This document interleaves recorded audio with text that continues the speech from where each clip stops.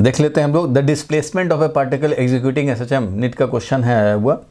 तो displacement of the particle executing simple harmonic motion is given by y is equal to A not, y is equal to दिया है A naught plus A sine omega T plus B cos omega T, ऐसा दिया हुआ है। Then the amplitude of its oscillation is given by, amplitude of oscillation बताने हैं, इसके लिए इफेक्टिव एम्पलीट्यूड क्या होगा वो हमें चाहिए। एम्पलीट्यूड ऑफ ऑसिलेशन हो सकता था टाइम पीरियड भी पूछ देता तुमसे, अगर टाइम पीरियड पूछ दिया जाए, एम्पलीट्यूड पूछ दिया जाए, क्या करेंगे भाई। तो यहाँ दिख रहा है तुम्हें y is equal to A naught, ये तो कोई कांस्टेंट है भाई, प्लस ये है, तो ये एसएचएम का इक्वेशन है, क्योंकि क्वेश्चन में ही कह रहा है भाई एसएचएम है, सिंपल हार्मोनिक मोशन है। इसका मतलब क्या है कि जरूर ये सिंगल हार्मोनिक फंक्शन में कन्वर्ट होता होगा। तो सिंगल हार्मोनिक में कन्वर्ट तो होता ही है, ऐसा को हम लोग जानते भी हैं भाई कि ऐसा इक्वेशन दिया हो A sine omega T plus B cos omega T, तो याद होगा हम लोगों ने ड्यूरिंग द प्रैक्टिस क्वेश्चन ये हम लोगों ने देखा था कि इसको अगर सिंगल हार्मोनिक फंक्शन में कन्वर्ट करना हो तो अंडर रूट ए स्क्वायर प्लस बी स्क्वायर से मल्टीप्लाई डिवाइड करके इसको सिंगल हार्मोनिक फंक्शन में कन्वर्ट कर लेते हैं। इसका मतलब हम लोग यहाँ पे लिख सकते हैं कि y is equal to A naught, तो रहने दें, ए नॉट तो चलो है, इसको कन्वर्ट करना है तो a में हम लोग मल्टीप्लाई कर देंगे अंडर रूट, ये है ना a और b है, तो इसलिए y को हम लोग लिखना चाहें तो ऐसा लिख सकते हैं ए नॉट प्लस, इसको लिखेंगे तो इसमें हम लोग अंडर रूट ए स्क्वायर प्लस बी स्क्वायर से मल्टीप्लाई एंड डिवाइड करेंगे, A square plus B square, और इधर हो जाएगा हमारा a divided by under root A square plus B square, यही तो होता था भाई, और साइन ओमेगा टी, और फिर प्लस हम लोग करते थे b divided by under root A square plus B square, और इनटू ये क्या है भाई, तो कॉस ओमेगा टी, ये ऐसे है।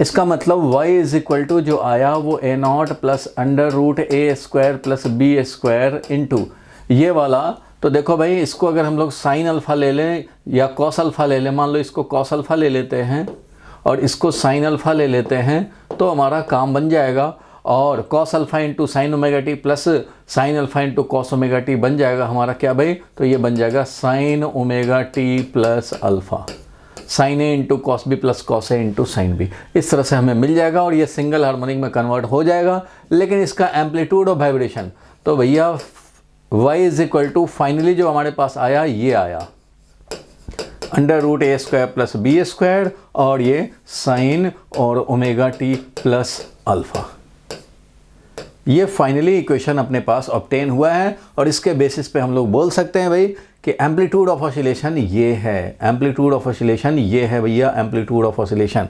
और याद होगा ये जो ऐड होता है ये क्या करता है, ये मीन पोजीशन को शिफ्ट करता है। अगर मैं बोलूं कि y is equal to 3 + 2 sine omega T, ये है हमारा कोई एसएचएम, तो इसका सीधा मतलब है कि एम्पलीट्यूड तो हमारा 2 है, क्योंकि ये जो एसएचएम हो रहा है, समझ लो ध्यान से कि ये एसएचएम हो रहा है, अगर ये मीन पोजीशन है तो ये 2 एम्पलीट्यूड पे वाइब्रेशन हो रहा है। अगर कोई ऑब्जर्वर यहीं सेंटर पे ही हो, मीन पोजीशन पर ही हो, तो ये इक्वेशन लिखेगा 2 साइन ओमेगा टी, और कोई मान लो यहाँ पे हो, यहाँ पे मान लो हो कोई ऑब्जर्वर, मान लो यहाँ है, उसका ओरिजिन यहाँ है, पहले ही 3 सेंटीमीटर आगे हो मीन पोजीशन, पहले ही 3 सेंटीमीटर यहाँ से इसके मीन, इसके लोकेशन से, दैट इज इस ओरिजिन से, अगर हमारा 3 पहले ही ये आगे हो मीन पोजीशन, तो ये तो भैया अपना मीन के आगे पीछे ऑसिलेट करेगा 2 साइन ओमेगा टी से, 2 के एम्पलीट्यूड से। लेकिन इसका मीन जो है ये ऑब्जर्वर से मीन के लिए, इस ऑब्जर्वर के लिए मीन जो है वो खुद ही पहले 3 यूनिट इधर है। इसी में अगर तुम 8 ऐड कर दोगे तो समझो कि यहाँ हो जाएगा ऑब्जर्वर, और इसी एसएचएम को रिप्रेजेंट कर रहा है 8 + 2 sine omega T, 8 + 2 sine omega T. जब ये पॉजिटिव होगा तो 8 + 2 10 हो जाएगा, और जब ये निगेटिव होगा -2 होगा तो 8 - 2 6 हो जाएगा। 6 से लेकर 10 तक ये चलता रहेगा, x = 6 से x = 10 तक ये ऑसिलेट करता रहेगा। एम्पलीट्यूड तो 2 ही रहेगा, लेकिन मीन पोजीशन इस ऑसिलेशन का यहाँ से 8 यूनिट आगे है। उस तरह से अगर 3 कर दिए तो समझो 3 यूनिट आगे है, इससे मीन पोजीशन इस ऑसिलेशन का 3 यूनिट आगे है, और इस तरह से ये हो रहा है।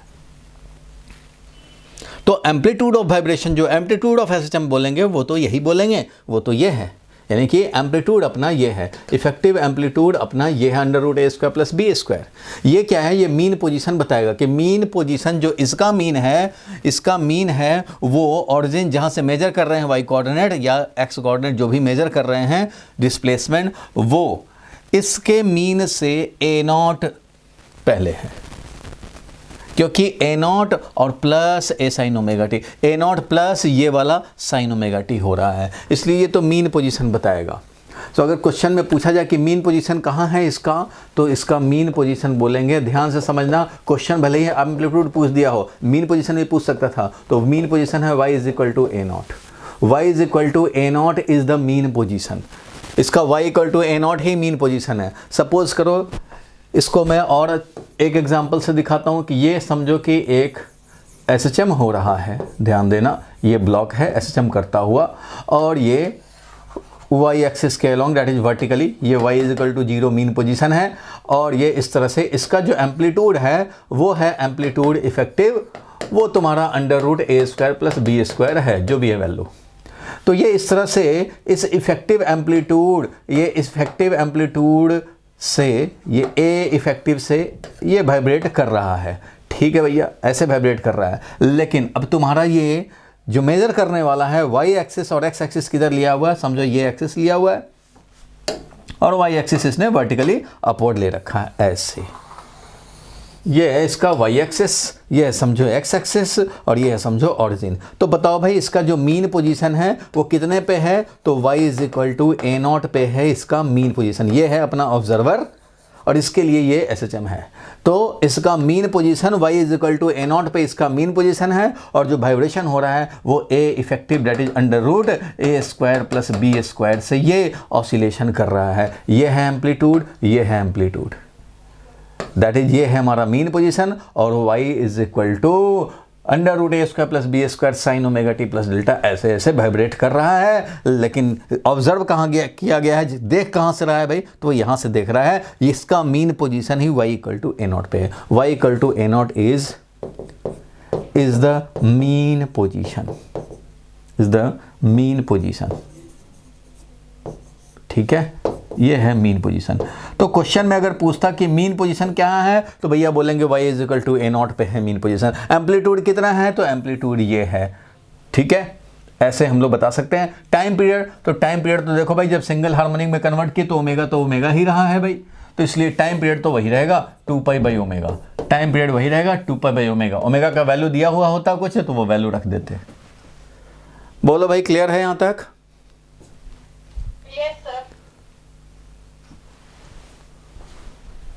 सांभवी बोलो, क्लियर है? Yes sir. चलो आगे बढ़ते हैं। अभिषेक, अक्षिता बोला करो भाई, आर्यन।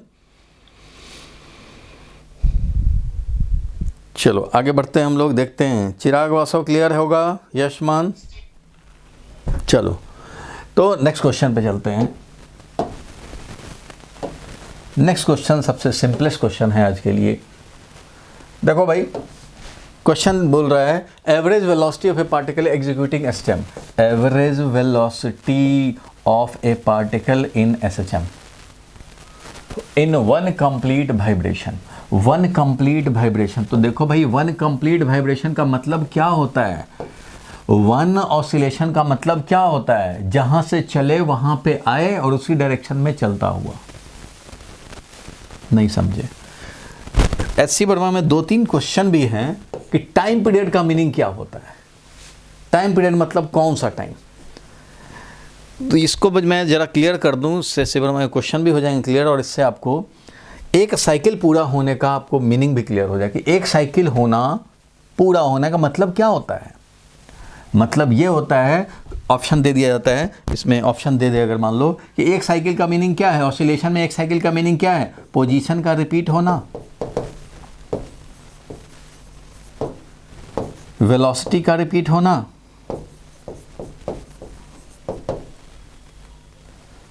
यही दो ही ऑप्शन है। बताओ भाई, क्या पोजीशन के रिपीट होने को टाइम पीरियड बोलेंगे या वेलोसिटी को रिपीट होने के टाइम पीरियड बोलेंगे? 80 एक और ऑप्शन दे देता हूं,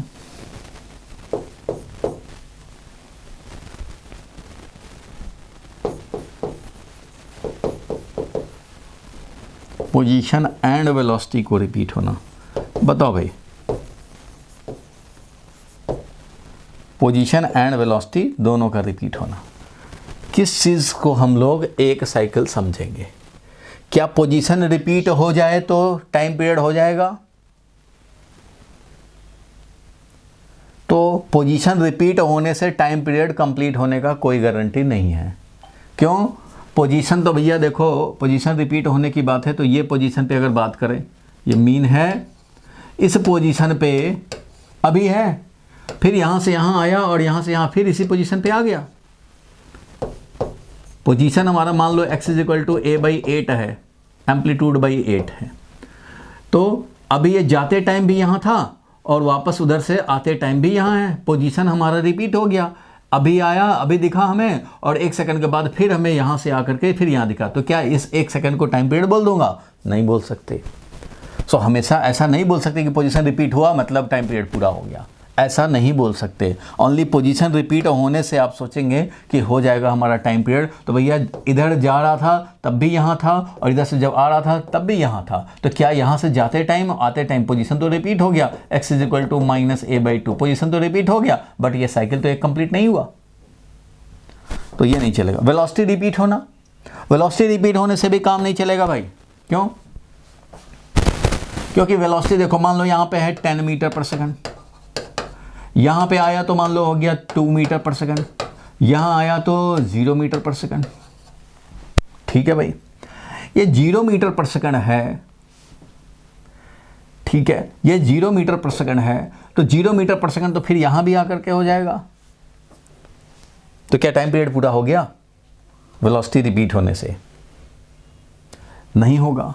अच्छा भाई ठीक है, अब यहाँ पे देखो, जब ये यहाँ से यहाँ आया तो फिर यहाँ पे इसका वेलोसिटी है मान लो 2 मीटर पर सेकंड, यहाँ पे आए तो 10 मीटर पर सेकंड, यहाँ पे आए तो 20 मीटर पर सेकंड, फिर यहाँ आए तो 10 मीटर पर सेकंड, 2 0, फिर इधर से आए 2 10 20, फिर 10, फिर 2, फिर 0 वेलोसिटी। इस तरह से चेंज हो रहा है वेलोसिटी का। तो क्या वेलोसिटी रिपीट होने से हो जाएगा? नहीं होगा, क्योंकि 2 मीटर पर सेकंड ये था वेलोसिटी, 2 मीटर पर सेकंड ये था वेलोसिटी, दोनों तो सेम वेलोसिटी है, 2i cap 2i cap. Velocity एक बार हमारा 2i कैप हुआ, फिर 2i कैप हुआ, क्या इसको हम लोग बोल देंगे एक टाइम पीरियड? नहीं बोल सकते। अगर मान लो 10 मीटर पर सेकंड लेफ्टवर्ड वाला सोच रहे हो, 10 मीटर पर सेकंड लेफ्टवर्ड यहाँ भी है, 10 मीटर पर सेकंड लेफ्टवर्ड यहाँ भी है, तो क्या इस टाइम को हम लोग बोल देंगे टाइम पीरियड? नहीं बोल सकते। वेलोसिटी रिपीट को नहीं बोल सकते। पोजीशन एंड वेलोसिटी बोथ जब रिपीट हो तो टाइम पीरियड बोल सकते हैं, पोजीशन भी रिपीट हो और वेलोसिटी भी। ऐसा तो मान लो अभी अगर मैं बोलूं कि ये 2 मीटर पर सेकंड है, ये 2 मीटर पर सेकंड तो है यहाँ पे, और पोजीशन क्या है? x = -a/2। अब फिर x = -a/2 ही हो और वेलोसिटी यही 2 मीटर पर सेकंड हो, तब रिपीट होगा। देखो कैसे, तब टाइम पीरियड हो जाएगा, क्योंकि ये x = -a/2 है, तो फिर ये वापस x = -a/2 यहाँ तो आ जाएगा, बट वेलोसिटी इस टाइम पे होगा 2 मीटर पर सेकंड लेफ्टवर्ड। लेकिन जब ये फिर यहाँ से ऐसे चल के जब इधर आएगा, फिर यहाँ 2 मीटर पर सेकंड हो जाएगा, तब ये यहाँ से चल करके ये पूरा होना एक साइकिल है। लेकिन यहाँ से यहाँ चलने से वेलोसिटी का वैल्यू रिपीट हो रहा है, डायरेक्शन नहीं, पोजीशन रिपीट हो रहा है, वेलोसिटी का वैल्यू रिपीट हो रहा है, 2 मीटर पर सेकंड 2 मीटर पर सेकंड, लेकिन इधर उसको हम लोग वेलोसिटी रिपीटिंग नहीं बोलेंगे, स्पीड रिपीटिंग बोला, क्योंकि ये 2 मीटर पर सेकंड है राइट वर्ड, यहाँ 2 मीटर पर सेकंड है लेफ्ट वर्ड, पोजीशन है same x = -a/2, but velocity है यहाँ पे 2i कैप और यहाँ है -2i cap. Velocity is not repeating, velocity भी रिपीट हो जाए, x रिपीट है, वेलोसिटी भी रिपीट हो जाए, तो वेलोसिटी रिपीट होने के लिए इसको वेट करना पड़ेगा, और यहाँ से आकर के जब इधर जाएगा तब इसका 2i कैप बनेगा। It means velocity and position दोनों रिपीट हो जाए तो टाइम पीरियड हो जाएगा। मीनिंग ऑफ टाइम पीरियड समझ में आया इससे बात? ठीक है भाई, एक और क्वेश्चन कराता हूं, इसी क्वेश्चन को मैं पूछ रहा हूं कि टाइम पीरियड का मतलब क्या है। इफ टाइम पीरियड जो है हमारा वो मान लो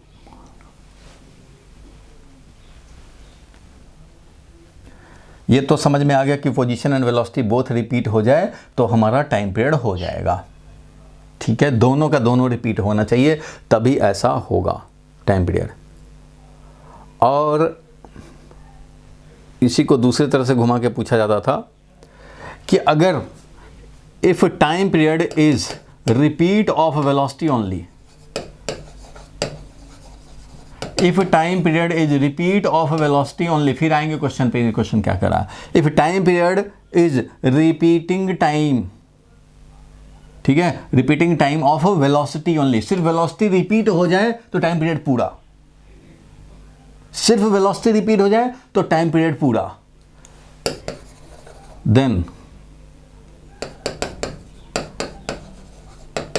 इट्स पोजीशन इज, अगर खाली वेलोसिटी रिपीट होने से टाइम पीरियड हो जाए, if time period is repeat of velocity only then its position is, सिर्फ वेलोसिटी रिपीट हो जाने से अगर टाइम पीरियड पूरा होता हो तो वो पोजीशन क्या है। क्वेश्चन समझो, इसमें तो मैंने बोला कि क्या पोजीशन रिपीट होने से हो जाएगा टाइम पीरियड, तो ये नॉट ऑलवेज, ऐसा नहीं होगा, ये हमेशा नहीं हो सकता। क्या वेलोसिटी रिपीट होने से टाइम पीरियड हो जाएगा, नॉट ऑलवेज, ये हमेशा नहीं हो सकता, लेकिन ये हमेशा होगा। पोजीशन एंड वेलोसिटी दोनों रिपीट हो जाए तो ये टाइम पीरियड ज़रूर पूरा हो जाएगा। लेकिन अब क्वेश्चन में थोड़ा सा ट्रिकी कर दी, थोड़ा सा ऐसे में दिया हुआ है ये ऑब्जेक्टिव में कि अगर टाइम पीरियड मेरा पूरा होता है सिर्फ वेलोसिटी रिपीट से तो वो कहाँ का वेलोसिटी होगा, तो वो वेलोसिटी देन वो वेलोसिटी कहाँ का होगा कि वेलोसिटी रिपीट हो टाइम पीरियड पूरा हो जाए, then the position is mean. Option दिया रहेगा x is equal to A by two, X is equal to A, तो भैया आपको टिक लगाना पड़ेगा इसको। मीन पोजीशन पे रह करके वेलोसिटी रिपीट हो, सिर्फ वेलोसिटी रिपीट हो जाए तो टाइम पीरियड पूरा हो जाएगा, तो वो मीन पे होना चाहिए। कैसे भाई, जब मीन पे आएगा, ठीक है, मीन पे आए तो वेलोसिटी आया 2 मीटर पर सेकंड, फिर वेलोसिटी आ जाए 2 मीटर पर सेकंड तो रिपीट हो जाएगा 2 मीटर पर सेकंड। ये नहीं कि वापसी में तो इधर 2 माइनस आई कैप हो जाएगा, 2 है तो 2 आई कैप ही रहे, 2 आई कैप 2 आई कैप। वेलोसिटी को रिपीट करने से अगर टाइम पीरियड पूरा होता हो तो वो मीन पोजीशन पे है। अब देखो इस पोजीशन पे अगर बोलेंगे कि ये 2 मीटर पर सेकंड है तो भैया यहाँ भी एक मिल जाएगा 2 मीटर पर सेकंड, 2 आई कैप वाला यहाँ भी मिल जाएगा, 2 आई कैप 2 आई कैप, यहाँ 20 आई कैप मीन पे मिला, ये भी 20 आई कैप मीन पे मिला, तो ये 2 आई कैप ये 2 आई कैप, वेलोसिटी रिपीट हो रहा है बट टाइम पीरियड नहीं है क्योंकि ये इस पोजीशन पे नहीं हो सकता। अगर मीन पे रह करके वेलोसिटी रिपीट हो गया तो टाइम पीरियड पूरा है। मीन पे रह करके अगर वेलोसिटी रिपीट हो जाए तो टाइम पीरियड पूरा है, क्योंकि मीन पे एक ऑसिलेशन में 2 ही बार तो आता है, एक बार ऐसे आया फिर वापस आया तो ऐसे आया, तो इस समय वेलोसिटी रिपीट नहीं है, लेकिन जब ये फिर वापस आ जाएगा तो वेलोसिटी रिपीट है। तो क्या इसको एक साइकिल नहीं बोलेंगे, बोलेंगे भाई ये 20 मीटर पर सेकंड था, फिर से 20 मीटर, 20 आई कैप, फिर से 20 आई कैप आए, यहाँ 2 आई कैप है, 2 आई कैप, टाइम पीरियड पूरा नहीं है, लेकिन मीन पे जो वेलोसिटी है वो रिपीट हो जाए तो हमारा टाइम पीरियड पूरा है।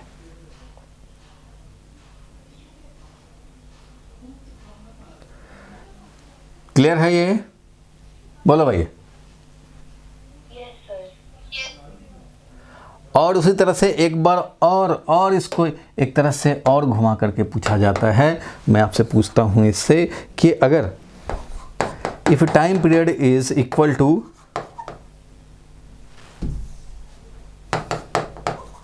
टाइम ऑफ रिपीटिंग पोजीशन, अगर टाइम पीरियड हमारा सिर्फ पोजीशन को रिपीट करने वाला से हो जाता हो, देन दिस पोजीशन इज, सिर्फ पोजीशन रिपीट हो और टाइम पीरियड हो जाए तो ये पोजीशन क्या होगा। If t is equal to time of repeating position, तो वो पोजीशन क्या होगा, तो वो पोजीशन होगा एक्सट्रीम का, x is equal to A भी, x is equal to minus A अगर बोले कोई तो वो भी, मतलब देन पोजीशन इज एक्सट्रीम। कैसे, देखो भाई, अगर ये यहाँ आ गया एक्सट्रीम पोजीशन पे x इज इक्वल टू ए पे है तो बस आपको पोजीशन देखना है कि हाँ भाई पोजीशन फिर से आ गया x equal to a, time period पूरा। तो भैया अभी एक्सट्रीम पे आया तो दूसरी बार ये पूरा साइकिल करके ही एक्सट्रीम पे आएगा। टाइम पीरियड पूरा हो गया, कोई और पोजीशन लोगे, यहाँ लोगे तो एक बार अभी आ जाएगा, फिर एक बार और आ जाएगा टाइम पीरियड बिना पूरा हुए, फिर यहाँ से ऐसे चलेगा, फिर यहाँ आ जाएगा टाइम पीरियड पूरा हुए बिना हो। इसको टाइम पीरियड नहीं बोल सकते, इसको टाइम पीरियड नहीं बोल सकते, पूरे को बोलते हैं टाइम पीरियड। इसलिए अगर एक्सट्रीम पे बोलें तो सिर्फ पोजीशन रिपीट होना, क्योंकि एक्सट्रीम का पोजीशन एक साइकिल के बाद ही अटेन करेगा, फिर से रिपीट करेगा फिर से। सो पोजीशन, ओनली पोजीशन रिपीट करने से अगर टाइम पीरियड पूरा होना हो तो वो पोजीशन एक्सट्रीम का। ओनली वेलोसिटी रिपीट होने से टाइम पीरियड अगर पूरा होना हो तो वो वेलोसिटी मीन का। और अगर बाकी किसी आर्बिट्ररी पॉइंट पे देखने हैं तो velocity as well as position दोनों का रिपीट होना जरूरी है। कंक्लूजन फिर से बोल रहा हूं, अगर टाइम पीरियड सिर्फ वेलोसिटी को रिपीट होने से हो जाए तो वो वेलोसिटी मीन का वेलोसिटी होगा। 20 आई कैप, तो 20 आई कैप फिर से तभी होगा जब वो एक साइकिल पूरा कर लिया होगा। सिर्फ वेलोसिटी रिपीट करना हो और टाइम पीरियड पूरा हो जाए तो वो वेलोसिटी होना चाहिए मीन पर का वेलोसिटी। और सिर्फ पोजीशन रिपीट होने से टाइम पीरियड पूरा हो जाए तो वो पोजीशन होना चाहिए एक्सट्रीम का पोजीशन, कोई भी एक्सट्रीम का पोजीशन। यहां है तो अगली बार यहां तभी आएगा जब एक साइकिल पूरा हो जाएगा। सो ओनली पोजीशन रिपीट करना हो तो वो एक्सट्रीम का पोजीशन, ओनली वेलोसिटी रिपीट करना हो तो वो मीन का वेलोसिटी, और इससे टाइम पीरियड हो जाएगा clear. Time period is the time of repeating of a position if the position is taken at extreme. Time period is the time taken between repeat of a velocity if velocity is taken at mean. And time period जो है हमारा वो हमेशा रहे, किसी भी position पे रहे, किसी भी पोजीशन से शुरू करें तो ऐसे कंडीशन में velocity and x both repeat होना चाहिए। दोनों रिपीट होने के बीच में जो टाइम है उसको बोलेंगे। ये किसके लिए है? ये आर्बिट्ररी पोजीशन, कोई भी दूसरे पोजीशन के लिए। आर्बिट्ररी पोजीशन से अगर करना हो तो हमें पोजीशन एंड वेलोसिटी सबका, दोनों का रिपीट होना चाहिए। बोलो क्लियर है?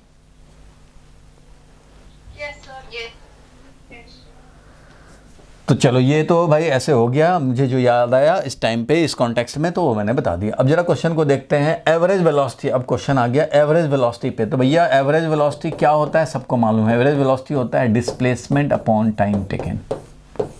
तो average velocity of a particle executing A system in one complete vibration. तो कंप्लीट वाइब्रेशन में यहाँ से यहाँ चल करके और फिर यहाँ आए तब एक साइकिल पूरा हुआ।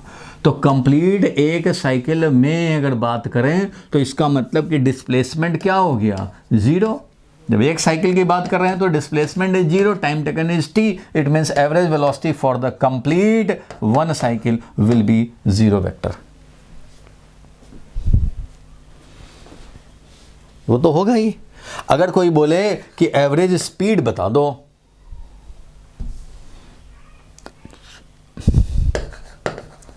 अगर एवरेज स्पीड की बात करें, अगर क्वेश्चन में पूछ दिया जाता है एवरेज स्पीड, तो वो होता है भैया एक साइकिल में कंप्लीट वाइब्रेशन के लिए तो डिस्टेंस अपॉन टाइम टेकन होता। तो एवरेज स्पीड में डिस्टेंस कितना कवर होता भैया? तो डिस्टेंस कवर होता ए फिर A that is 4a divided by time taken. ये है डिस्टेंस और ये हमारा है distance divided by time, that is average speed, और ये है एवरेज वेलोसिटी वन साइकिल में। बोलो ठीक है भाई। तो इसको क्या करूंगा? जीरो कर दूंगा। एवरेज वेलोसिटी पूछ रहा था, जीरो कर दूंगा। ओमेगा के टर्म में अगर लिखना चाहते हैं, अगर ये एवरेज स्पीड होता तो हम इसको लिख सकते थे 4a और टाइम पीरियड को 2 बाई ओमेगा कर देते, तो ये हो जाता हमारा 2 से ये 2 कैंसिल होता, ये 2a ओमेगा अपॉन पाई। ये एवरेज स्पीड हो जाता 2a ओमेगा अपॉन पाई। ठीक है, तो खैर ये कोई ऑप्शन नहीं, हमें एवरेज वेलोसिटी पूछा था, जीरो कर देंगे। क्लियर है भाई यहाँ तक? चलो आगे बढ़ते हैं हम लोग, नेक्स्ट क्वेश्चन पे चलते हैं। तो ये पहले वाले क्वेश्चन का y equal to a0 sine omega t b cos omega t हम लोगों ने under root a square plus B square से कर दिया। y dash is equal to ये कर दिया। ऐसे करते हुए फाइनली ये आया under root a square plus B square amplitude. अच्छा, इसका a option, since the displacement for complete vibration is zero therefore average velocity is zero, देख लिया था अभी हम लोगों ने। चलो एक क्वेश्चन है, इस टाइप का क्वेश्चन मैंने रेगुलर क्लास में भी कराया था, तो आप इसको जल्दी से ट्राई मारें भाई। The radius of the circle, period of revolution, initial position and sense of revolution are indicated in the figure. Y projection of the radius vector of the rotating particle P is, तो भैया इसमें क्या करना पड़ेगा, आपको पता ही है, uniform circular motion, uniform circular motion और SHM में कुछ रिलेशंस एग्जिस्ट करते हैं भाई, रिलेशन एग्जिस्ट करता है। इस तरह से ये क्लॉकवाइज चल रहा हो, t इक्वल टू 0 पे P पोजीशन यहाँ दिया हुआ है और पूछ रहा है एक्स कोऑर्डिनेट या वाई कोऑर्डिनेट। एक्स कोऑर्डिनेट भी SHM करेगा, वाई कोऑर्डिनेट भी SHM करेगा, ये पूछ क्या रहा है भाई।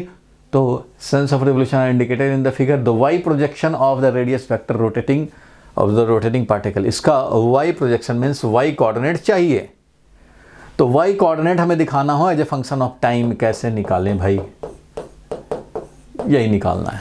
तो देखो t इक्वल टू 0 पे यहाँ है, t इज इक्वल टू 0 पे ये एक्सट्रीम है।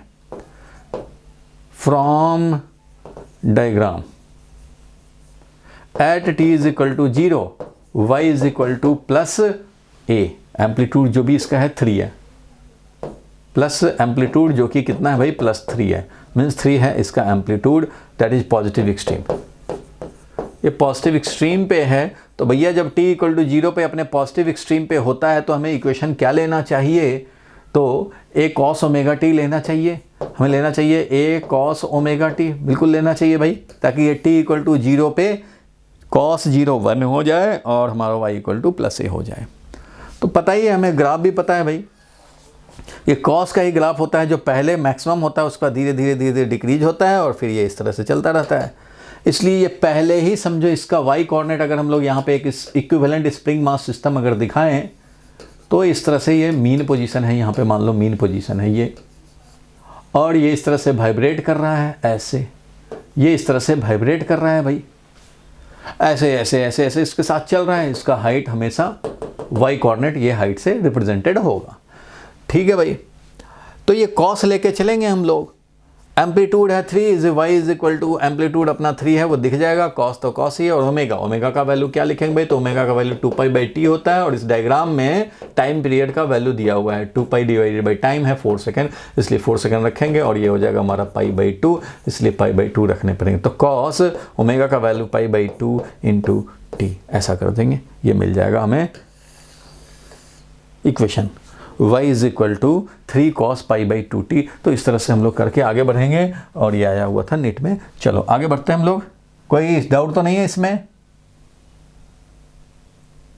बोलो भाई, क्लियर है? चलो आगे बढ़ते हैं हम लोग, नेक्स्ट क्वेश्चन पे चलते हैं भाई। अच्छा, नेक्स्ट क्वेश्चन ये 4 नंबर क्वेश्चन है, ऊपर से देखा जाए एम्स में आया हुआ क्वेश्चन है, इसको जरा देखा जाए। A particle execute simple harmonic motion with a period of 8 second.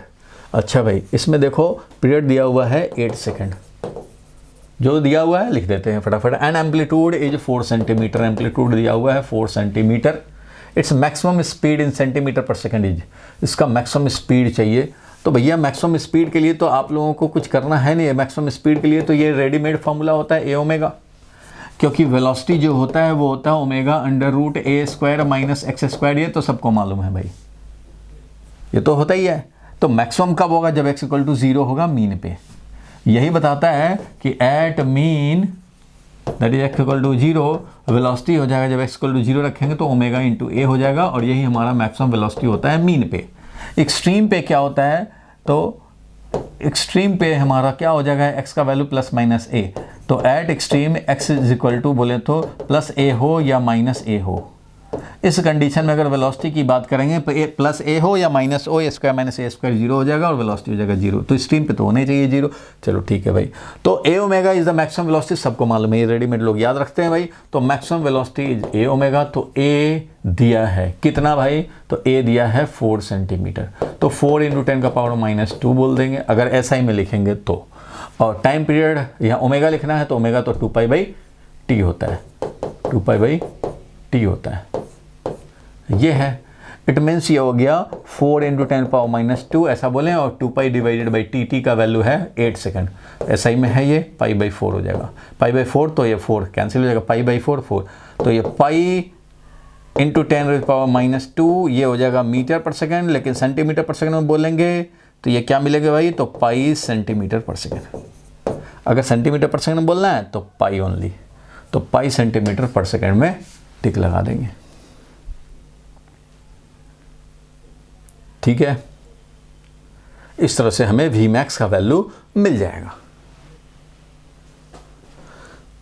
बोलो इसमें कोई कंफ्यूजन नहीं होना चाहिए। मैक्सिमम वेलोसिटी निकालना था, V भी दिया था, A भी दिया था, ओमेगा भी दिया था, निकाल लिया, कोई बात नहीं। इसके बाद वाला जो क्वेश्चन है velocity of a particle executing SHM, तो वेलोसिटी क्या होता है, ये होता है कि ये होता है, ये तो डायरेक्ट फार्मूला ही है भाई, तो ये तो जिसको फार्मूला मालूम है तो लिख ही देगा कि ओमेगा √a² - x² होता है। ये अंदर में ओमेगा नहीं होता है और ना ही ओमेगा स्क्वायर होता है, तो ये तो सबको मालूम है भाई, ये उसी पे ये क्वेश्चन था। आगे बढ़ते हैं भाई, इस सब में कोई ख़ास बात इसमें नहीं है, जो ख़ास बात वाले हैं वो देखेंगे हम लोग। देखो इसमें आंसर में दिया ही है, ये तो भाई डायरेक्ट है, और ये 2π/ω करके मैक्सिमम वेलोसिटी a × ओमेगा, और इस तरह से हमारा पाई वैल्यू आ गया सेंटीमीटर पर सेकेंड में। ठीक है भाई, आगे बढ़ते हैं हम लोग। ये क्वेश्चन है जेईई मेन में, थोड़ा सा ट्रिकी क्वेश्चन है, इसको ज़रा ट्राई किया जाए। कभी कभी जेईई मेन में कुछ कैलकुलेशन बेस्ड भी क्वेश्चन आ जाते हैं, तो देखा जाए इसको क्या करना होगा। ट्राई मारो इस पर तो भैया ट्राई करने पड़ेंगे, कुछ कैलकुलेशन भी इन्वॉल्व होगा।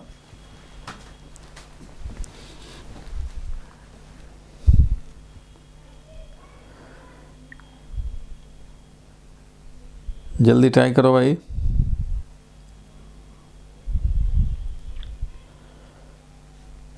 चिराग वासव जल्दी बताओ क्या होगा भाई। हिमांशी चौहान बोलो क्या कर सकते हैं इसमें, क्या सोच सकते हैं, वो भी देखना पड़ेगा। स्निग्धा बोलो भाई क्या सोच रहे हो।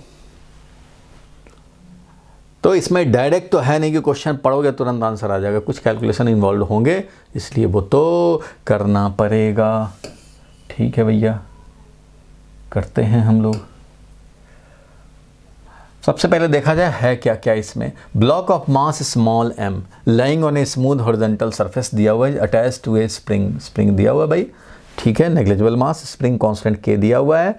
The other end of the spring is fixed, other end को फिक्स कर दिया इधर as shown in figure. The block is initially at rest, equilibrium position पे है। Now the block is pulled with constant force F, then the maximum speed of the block क्या होगा। इसको F force से हम लोग पुल करना शुरू किए, F फोर्स, तो इसका मैक्सिमम वेलोसिटी क्या होगा। अभी कोई एसएचएम नहीं हो रहा, ये तो भैया स्प्रिंग मास सिस्टम था, स्प्रिंग कांस्टेंट था, लेंथ भी दिया हुआ था और इसको पुल करना शुरू कर दिया। तो अभी ये नेचुरल लेंथ में था, जब पुल करोगे मान लो 20 न्यूटन लगाया, फॉर एग्जांपल समझने के लिए 20 न्यूटन मान लो लगाया, तो अभी तो ये स्प्रिंग फोर्स 0 लगाया हुआ, जब मीन पे है तो उस समय तो 0 फोर्स लगाया है। अभी ये बिल्कुल नेचुरल लेंथ में है, तो अभी तो ये 0 फोर्स लगाया है बिल्कुल भाई। तो ये तो एक्सेलरेट करेगा राइटवर्ड, क्योंकि नेट फोर्स 20 न्यूटन हो जाएगा राइटवर्ड में, तो बिल्कुल एक्सेलरेट करेगा। अब ये थोड़े टाइम के बाद ये एक्सेलरेट होकर यहाँ आएगा, कुछ वेलोसिटी भी इसको मिलेगा भाई, मान लो v1 वेलोसिटी मिला, लेकिन अभी भी ये फोर्स 20 न्यूटन कंटिन्यूड है। ये फोर्स हमारा 20 न्यूटन कंटिन्यूड है। अब स्प्रिंग लेकिन इलोंगेटेड हो गया है और ये फोर्स लगा रहा है मान लो 8 न्यूटन। स्प्रिंग फोर्स मान लो यहाँ पे 8 न्यूटन लगा रहा है, क्योंकि एक्सपैंड हो गया, ये चाहेगा नेचुरल लेंथ पे लाना। अभी भी लेकिन ये फोर्स 20 है और तुम्हारा 8 है, तो ये नेट फोर्स अभी भी हमारा राइटवर्ड में होगा और अभी ये और एक्सेलरेट करेगा। एक्सेलरेट कर रहा है, इसका मतलब अब जब न्यू पोजीशन पे जाएगा, अब जब ये न्यू पोजीशन पे जाएगा तो देखो भाई मेरे, ये थोड़ा आगे बढ़ गया। अभी भी ये 20 तो 20 लग ही रहा है, लेकिन ये एक्सपेंशन और ज़्यादा हो गया, तो अब इधर से फोर्स लग रहा है मान लो 19 न्यूटन।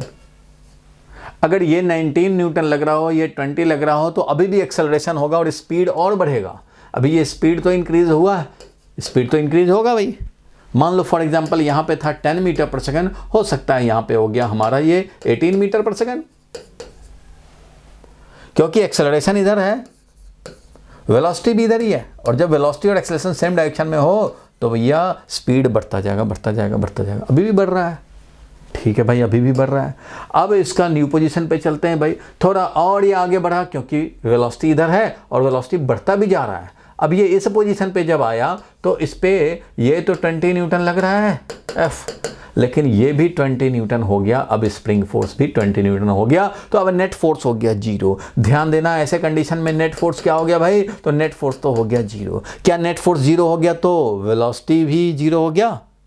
नहीं, वेलोसिटी तो मैक्सिमम हुआ है, क्योंकि इसके पहले तक तो फोर्स इसी डायरेक्शन में, नेट फोर्स इसी डायरेक्शन में था, इसलिए इस टाइम पे वेलोसिटी मैक्सिमम होगा। इस टाइम पे वेलोसिटी मैक्सिमम होगा जब फोर्स 0 हो जाए, क्योंकि इसके पहले हमेशा नेट फोर्स इसी डायरेक्शन में था, हमेशा नेट फोर्स राइटवर्ड में था, वेलोसिटी भी राइटवर्ड में था, इसलिए एक्सेलरेशन होता गया, स्पीड बढ़ता गया। So at this condition speed will be maximum. मान लो मैक्सिमम कुछ है 25 मीटर पर सेकेंड, कुछ भी हो, जो भी है निकालना है वही निकालना है। लेकिन उसके बाद की भी बात करें अगर हम लोग, जब ये मैक्सिमम स्पीड अटेन कर लिया, राइटवर्ड में मैक्सिमम स्पीड आ चुका है, तो भैया ये स्पीड है तो कुछ और आगे बढ़ेगा, बिल्कुल आगे बढ़ेगा भाई। जब आगे बढ़ेगा तो ये वाला तो 20 का 20 लगेगा, लेकिन अब इधर जो फोर्स लगेगा वो अब 20 नहीं लगेगा, ज़्यादा लगेगा, 25 न्यूटन मान लो लग रहा है।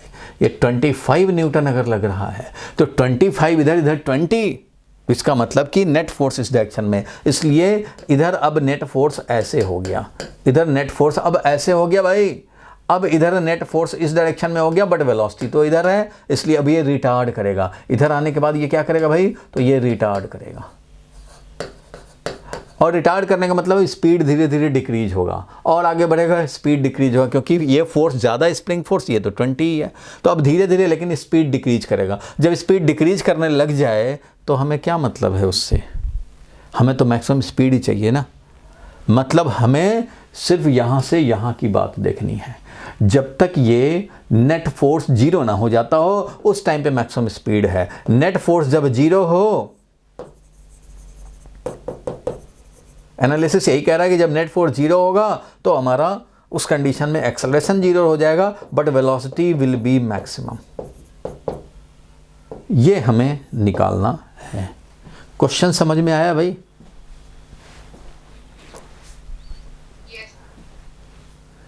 क्योंकि स्टार्टिंग में स्प्रिंग फोर्स नहीं है, आपका फोर्स कांस्टेंट आप लगाए जा रहे हो। आपके लिए तो बोला है एफ फोर्स लगा रहे हैं, एफ तो चेंज नहीं हो रहा है, एफ लगाए जा रहे हैं। तो पहले तो स्प्रिंग इलोंगेटेड था ही नहीं, तो उसने तो अपोज ही नहीं किया, ये 20 से आगे बढ़ा, लेकिन जैसे ही आगे बढ़ा इधर से फोर्स भी बढ़ना शुरू होगा ना। 5 न्यूटन 20 को नहीं बैलेंस करेगा, 8 न्यूटन नहीं बैलेंस करेगा, 10 न्यूटन नहीं बैलेंस करेगा, अभी एक्सेलरेट होता रहेगा, और जब ये 20 और ये भी 20 हो जाए तब तक ये एक्सेलरेट होता रहा, स्पीड बढ़ता रहा। उसके बाद ये 20 और इधर 25, इधर 30, तो स्पीड डिक्रीज होगा, क्योंकि net force leftward, velocity rightward, तो बाद में जाकर स्टॉप होगा, फिर वापस भी आएगा। जो भी है वापस आए चाहे ना आए, जो कि अलग बात है वो, क्योंकि ये फोर्स कंटिन्यूसली आप लगाए जा रहे हो, लगाओ कोई बात नहीं, हमें मैक्सिमम स्पीड इस मोमेंट पे मिलेगा। अब इसको कैसे करें भाई, कांस्टेंट फोर्स है नहीं, तो मैं यहाँ पे क्या कर सकता हूँ, हमें चाहिए maximum speed. It means consider करेंगे हम लोग कहाँ से कहाँ तक, कंसीडर द ब्लॉक। ये थोड़ा अब क्या हो गया, ये मैकेनिक्स बोले कैनेमेटिक्स बोले, ये अप्लाई करेंगे, यहाँ एसएम का कोई रोल नहीं दिख रहा मुझे। तो consider the block from initial, जो भी इनिशियल पोजीशन जब हमारा एक्सटेंशन 0 था, टू फाइनल पोजीशन ऑफ, हमें उससे आगे का नहीं सोचना है, final position of x is equal to x0 when net force हो जाता है 0, दैट इज स्प्रिंग फोर्स हो जाता है इक्वल टू f, यानी कि k x0 हो जाता है जब f, यानी कि x0 हो जाता है f अपॉन k। इस इलोंगेशन पे हमें चाहिए स्पीड, तो इसी को कंसीडर करेंगे भाई, इसी पार्ट ऑफ मोशन को कंसीडर करते हैं हम लोग। ठीक है भाई, तो इस कंडीशन में बताओ कि नेट फोर्स कितना लग रहा होगा ड्यूरिंग दिस पीरियड, ये नेट फोर्स कितना लग रहा हो, तो उधर ज़्यादा फोर्स था, एफ फोर्स था, और इधर हमारा kx है स्प्रिंग फोर्स, इधर हमारा kx है स्प्रिंग फोर्स, तो फोर्स F 20 न्यूटन माइनस जो भी डेवलप्ड हुआ है स्प्रिंग फोर्स की, इतना नेट फोर्स था, और इससे ये एक्सेलरेट कर रहा था। तो फोर्स ये है भैया, तो ठीक है भाई ये फोर्स है, तो ये तो mass into acceleration, force is equal to mass into acceleration, तो मास इंटू एक्सेलरेशन है F माइनस के एक्स, यही है, इसी से एक्सेलरेशन मिलेगा, मतलब एक्सेलरेशन इज इक्वल टू होता है बाई एम। तो हम लोग यहाँ डायरेक्ट भी लिख सकते थे कि एक्सेलरेशन तो भैया फोर्स डिवाइडेड बाई मास है, net force divided by mass है, इसलिए नेट फोर्स तो भैया था F बाई एम माइनस के एक्स बाई एम, ऐसा समझ सकते हैं। ये है एक्सेलरेशन, और एक्सेलरेशन क्या होता है dv बाई dt। हमें ये पता है कि इस x नॉट पे मैक्सिमम स्पीड मिला है, तो एक्सेलरेशन को लिखा dv बाई dt मान लो लिखते हैं, तो ये F बाई एम माइनस के एक्स डी एक्स, के एक्स बाई एम हो जाएगा। और इसको भाई टाइम तो हमें नहीं पता, लेकिन x के बारे में पता है, तो क्यों ना इसको हम लोग क्या करेंगे भाई, तो ये थोड़ा सा आपको यहाँ पे ट्रिक अप्लाई करना पड़ेगा, और इसको x के फॉर्म में dx से मल्टीप्लाई डिवाइड, याद होगा एक्सेलरेशन को dv बाई dt बोलते हैं, तो एक्सेलरेशन को v dv बाई dx भी बोलते हैं। एक्सेलरेशन को dv बाई dt बोलते हैं, लेकिन टाइम अगर हमें नहीं चाहिए तो dx से मल्टीप्लाई डिवाइड करते हैं, ये बन जाता है velocity v dv upon dx, ये भी होता है भाई। तो ये हो गया तुम्हारा F बाई एम माइनस के एक्स बाई एम, माइनस के एक्स बाई एम, तो ये मिल गया तुम्हें। तो ठीक है भैया, ये यहाँ तक तो हमें मिल गया। अब ये x के फॉर्म में मैंने इसलिए लाया क्योंकि भाई हमें पता है कि ये x नॉट जब F बाई के हो जाए उसी समय मैक्सिमम स्पीड है, तो वी नीड स्पीड हमें निकालना है x के सर्टेन वैल्यू के लिए। तो इक्वेशन तो अब सुटेबल हो गया। अब हम लोग क्या करेंगे, इसको ऐसे लिखेंगे v dv is equal to F by M D X minus के X by M D X, ऐसा लिखेंगे। और x का वैल्यू 0 से x नॉट तक, और v का वैल्यू d0 से v मैक्स हो जाएगा, क्योंकि जब x का वैल्यू 0 से जब ये x नॉट पे पहुंचेगा, x का वैल्यू जब 0 से x नॉट पे पहुंचेगा तो स्पीड हमारा 0 से v मैक्स पे पहुंचेगा। इसी को इंटीग्रेट कर देना है और काम बन जाएगा अपना। चलो भाई इधर इंटीग्रेट करेंगे तो v स्क्वायर बाई 2 और लिमिट डालेंगे क्या भाई, तो लिमिट है 0 से v मैक्स जो हमें निकालना है। दिस इज इक्वल टू, ये अगर करेंगे F बाई एम, F भी कांस्टेंट M भी कांस्टेंट, तो F बाई एम और ये इंटीग्रेट dx करेंगे तो dx का x आएगा, और ये लिमिट जब डालेंगे तो x नॉट माइनस 0 हो जाएगा। बिल्कुल ठीक बात है भाई। Minus k by m constant हो गया, k बाई एम कॉन्स्टेंट हो गया, और ये हो गया x स्क्वायर बाई 2, यानी कि ये आ जाएगा x nought square by 2 minus 0 square by 2, ये आ जाएगा x square. k by m तो कॉन्स्टेंट है भाई, के बाई एम कॉन्स्टेंट है, बाहर रख दिया, और ये एक्स स्क्वायर बाई 2 आएगा तो x nought square by 2 minus 0 square by 2, ये मिल गया। यानी कि यहाँ पे हमारे पास आ गया भाई v max square by 2 minus 0 square by 2, तो we max square by 2 is equal to f x nought by m minus k by m और एक्स नॉट स्क्वायर बाई 2, ये मिल गया हमें, बाकी तो 0 है। अब यहाँ से हम लोग आराम से वी मैक्स निकाल सकते हो भाई।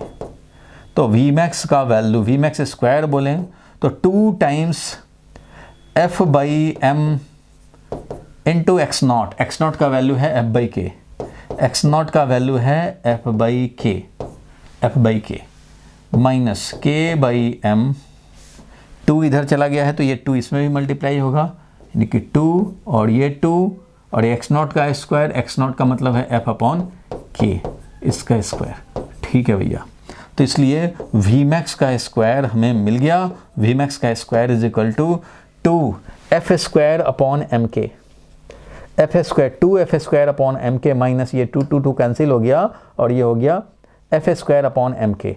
2f स्क्वायर अपॉन एम के में से एफ स्क्वायर अपॉन एम के कैंसिल करेंगे तो एफ स्क्वायर अपॉन एम के बच जाएगा। तो we max square is equal to F square upon M K, so V max is equal to F divided by under root M K, F divided by under root M K, जो कि यही option है B, जो कि option B है। V max का value आ गया हमारे पास फाइनली। थोड़ा सा ये कैलकुलेशन बेस्ड हो गया, तो ऐसा क्वेश्चन कई बार आ जाता है भाई। तो इसको हम लोग लिखेंगे v max is equal to under root लगाएंगे जब इसको, तो ये एफ हो जाएगा और ये अंडर रूट एम के हो जाएगा, तो ये मिल जाएगा तुम्हें आंसर। तो थोड़ा इसमें कैलकुलेशन इन्वॉल्व हो गया। सर एक बार ये दोबारा से एक्सप्लेन कर देंगे? बिल्कुल कर देंगे। और एक और मैं शॉर्टकट मेथड मेरे दिमाग में आ रहा है, उससे भी अप्लाई करके दिखा देंगे। देखो फिर से मैं बता रहा हूँ भाई, आपको तो ये ऊपर से लिखा हुआ भी दिख रहा है और अंदर वाला भी दिख रहा होगा, क्वेश्चन भी दिख रहा होगा। क्वेश्चन में देखो, क्योंकि मैं डिलीट करूँगा तो डिलीट हो जाएगा सदा के लिए। अच्छा चलो अभी बच जाएगा। क्वेश्चन को समझो। ब्लॉक ऑफ मास m मास है कि इसका स्प्रिंग कांस्टेंट है, अभी लिख नहीं सकते इस पे, तो ये है भाई। अब इसमें क्या किया गया कि F फोर्स लगाते गए चलते गए। अब मैक्सिमम स्पीड कब होगा वो तो हमने एनालिसिस किया भाई कि जब तुम 20 न्यूटन लगाओगे तो ये इस समय थोड़ी लगा रहा है, ये एक्सेलरेट होगा, आराम से जाएगा आगे इस स्मूथ सरफेस पे। लेकिन ये 20 और ये थोड़ा स्प्रिंग इलोंगेट हुआ 5 न्यूटन, तो अभी भी ये एक्सेलरेट होगा राइट वर्ड में, मीन्स स्पीड और बढ़ेगा। और फिर आगे गए 20 है, ये 12 है, तो अभी भी स्पीड भी गेन कर लिया है, लेकिन अभी भी एक्सेलरेशन इधर ही है, तो जिधर वेलोसिटी उधर ही एक्सेलरेशन, स्पीड और बढ़ेगा। तो अब ये 20 है, ये 18 है, अभी भी नेट इधर ही है, इसलिए स्पीड और बढ़ेगा। अब 20 हो जाए, यहाँ आकर 20 हो जाए, ये भी 20, तो अब नेट फोर्स 0, अब स्पीड नहीं बढ़ेगा, मतलब मैक्सिमम स्पीड हो चुका। अब उसके बाद ये मैक्सिमम स्पीड से तो और आगे बढ़ेगा ही बढ़ेगा, क्योंकि वेलोसिटी 0 तो नहीं हुआ, वेलोसिटी तो मैक्सिमम है अभी, तो और आगे बढ़ेगा। तो अब ये तो 20 है, लेकिन ये 30 हो गया, स्प्रिंग फोर्स 30 हो गया, तो अब ये रिटार्ड करेगा, स्पीड इसका डिक्रीज हो रहा होगा। तो जैसे ही ये नेट फोर्स 0 यानी कि F इज इक्वल टू जब kx0 हो जाए, उस टाइम पे नेट फोर्स 0 हो गया और स्पीड मैक्सिमम है, क्योंकि उसके पहले नेट फोर्स राइटवर्ड था, वेलोसिटी भी राइटवर्ड था, स्पीड बढ़ रहा था। इसके बाद वेलोसिटी तो राइटवर्ड है, लेकिन नेट फोर्स लेफ्टवर्ड है, स्पीड डिक्रीज होगा। So maximum speed is at the position when net force is 0, that is this F is counter balanced bye spring force x0 वो पोजीशन है, वो इलोंगेशन स्प्रिंग में जब ये काउंटर बैलेंस कर लेता है, नेट फोर्स 0 कर लेता है, means F is equal to kx0। तो यही F is equal to kx0 हमने लिखा इक्विलिब्रियम पोजीशन, जब हमारा मैक्सिमम स्पीड आया हो। तो इस कंडीशन में भाई बना है मैक्सिमम स्पीड, ठीक है। तो F स्प्रिंग जब हमारा ये आ जाए तभी नेट फोर्स 0 होगा। इस कंडीशन में net force 0 and speed will be maximum speed. ये आपको तो भैया पहले समझना होगा, पहले तो यही लॉजिक है, एक समझ गए बात, ठीक है भाई। अब देखो हमें निकालना है कि 0 से स्टार्ट होकर के उस पोजीशन तक, ये येलो वाला जो पोजीशन है, इस पोजीशन तक आने में कितना स्पीड गेन कर लिया, वही तो निकालना है। तो ध्यान से समझना भाई, इस कंडीशन में हुआ क्या, वेरिएबल नेट फोर्स है, फोर्स F लगा रहे हो इधर से, ये वेरिएबल स्प्रिंग फोर्स है, इसलिए नेट फोर्स तुम्हारा F माइनस kx है, यही नेट फोर्स है, इसी से एक्सेलरेशन आएगा।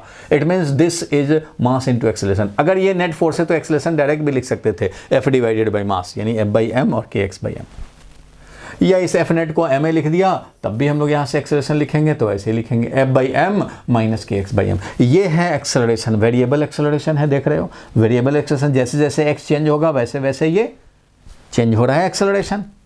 a as a function of x है, तुम्हें चाहिए velocity as a function of x, velocity चाहिए, वेलोसिटी मैक्सिमम हमें, और ये पता है कि इस x पे हमारा मैक्सिमम वेलोसिटी है, तो हमने एक्सेलरेशन को लिखा dv बाई dt। एक्सेलरेशन को दो चीज़ लिखा जा सकता है, acceleration can be written as dv by dt और acceleration can be written as v dv by dx, दोनों चीज़ लिख सकते हैं। तो अभी हमें टाइम का नहीं चाहिए, हमें x का चाहिए, इसलिए मैं एक्सेलरेशन को क्या करूंगा, dv बाई dt तो लिखा, लेकिन dx से मल्टीप्लाई डिवाइड करने से क्या होता है, v dv अपॉन dx। ये डेरिवेशन जब करते थे v square is equal to u square plus twice s, उसमें भी यही काम करते थे, इसलिए a को लिख दिया v dv अपॉन dx। इससे क्या मिला, x और v में रिलेशन आ गया।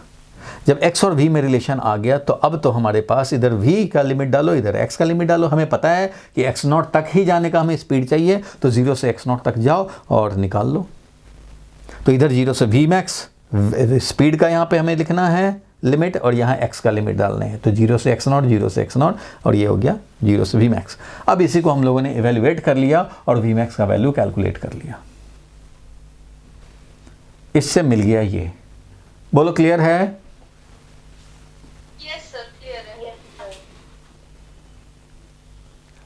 चलो ये समझ गए। तो मैं एक और जो मेरे माइंड में स्ट्राइक कर रहा है कि क्यों ना इसको हम लोग वर्क एनर्जी थ्योरम भी अप्लाई कर सकते हैं इसमें। ये एसएचएम का क्वेश्चन नहीं हुआ, ये एसएचएम का यहाँ कोई लेना देना नहीं है, ये सिंपल मैकेनिक्स का क्वेश्चन हो गया। लेकिन इस चैप्टर में डल गया, कोई बात नहीं है। तो भैया ये जेईई मेन का क्वेश्चन है, इसको मैं अब हटा रहा हूँ और इसके बदले में एक और हम लोग अगर देखें method work energy theorem apply करना चाहें, मान लो वर्क एनर्जी थ्योरम भी तो सोच सकते हैं इस पर। कैसे भाई, तो यहाँ से यहाँ जा रहा है तो फोर्स वर्क कर रहा है और इससे काइनेटिक एनर्जी चेंज हो रहा है। पहले काइनेटिक एनर्जी 0 था और बाद में काइनेटिक एनर्जी हमारा k मैक्स हो गया। कितना भाई, तो half m into v max square. यही तो वी मैक्स हमें कैलकुलेट करने हैं, वी मैक्स ही कैलकुलेट करना। तो यहाँ से यहाँ जाएंगे तो जो भी फोर्सेस हैं इस पर उसका वर्क डन निकालेंगे। अब इस पर फोर्सेज जो mg है, mg तो कोई वर्क करेगा नहीं क्योंकि ये डिस्प्लेस हो रहा है इधर। कहाँ तक डिस्प्लेस होगा भाई, x इक्वल टू x0 तक डिस्प्लेस होने का हमें चाहिए, क्योंकि हमें चाहिए भाई मैक्सिमम स्पीड। इसलिए मैं कौन सा मोशन कंसिडर करूंगा, x equal to 0 to x equal to x0। और x0 क्या होता था भाई, वो होता था f/k। क्यों, क्योंकि एट इक्विलिब्रियम, इक्विलिब्रियम का मतलब यहाँ पे समझो ये at net force equal to 0 position, net force is equal to 0 position पे एक्सेलरेशन 0 हो जाएगा और उस कंडीशन में वेलोसिटी मैक्सिमम हो जाएगा। वही तो हमें कैलकुलेट करने हैं। उस कंडीशन में क्या होगा भाई, तो kx0 is equal to f होगा, दिख रहा है ना भाई, चलो नीचे लिख देता हूँ।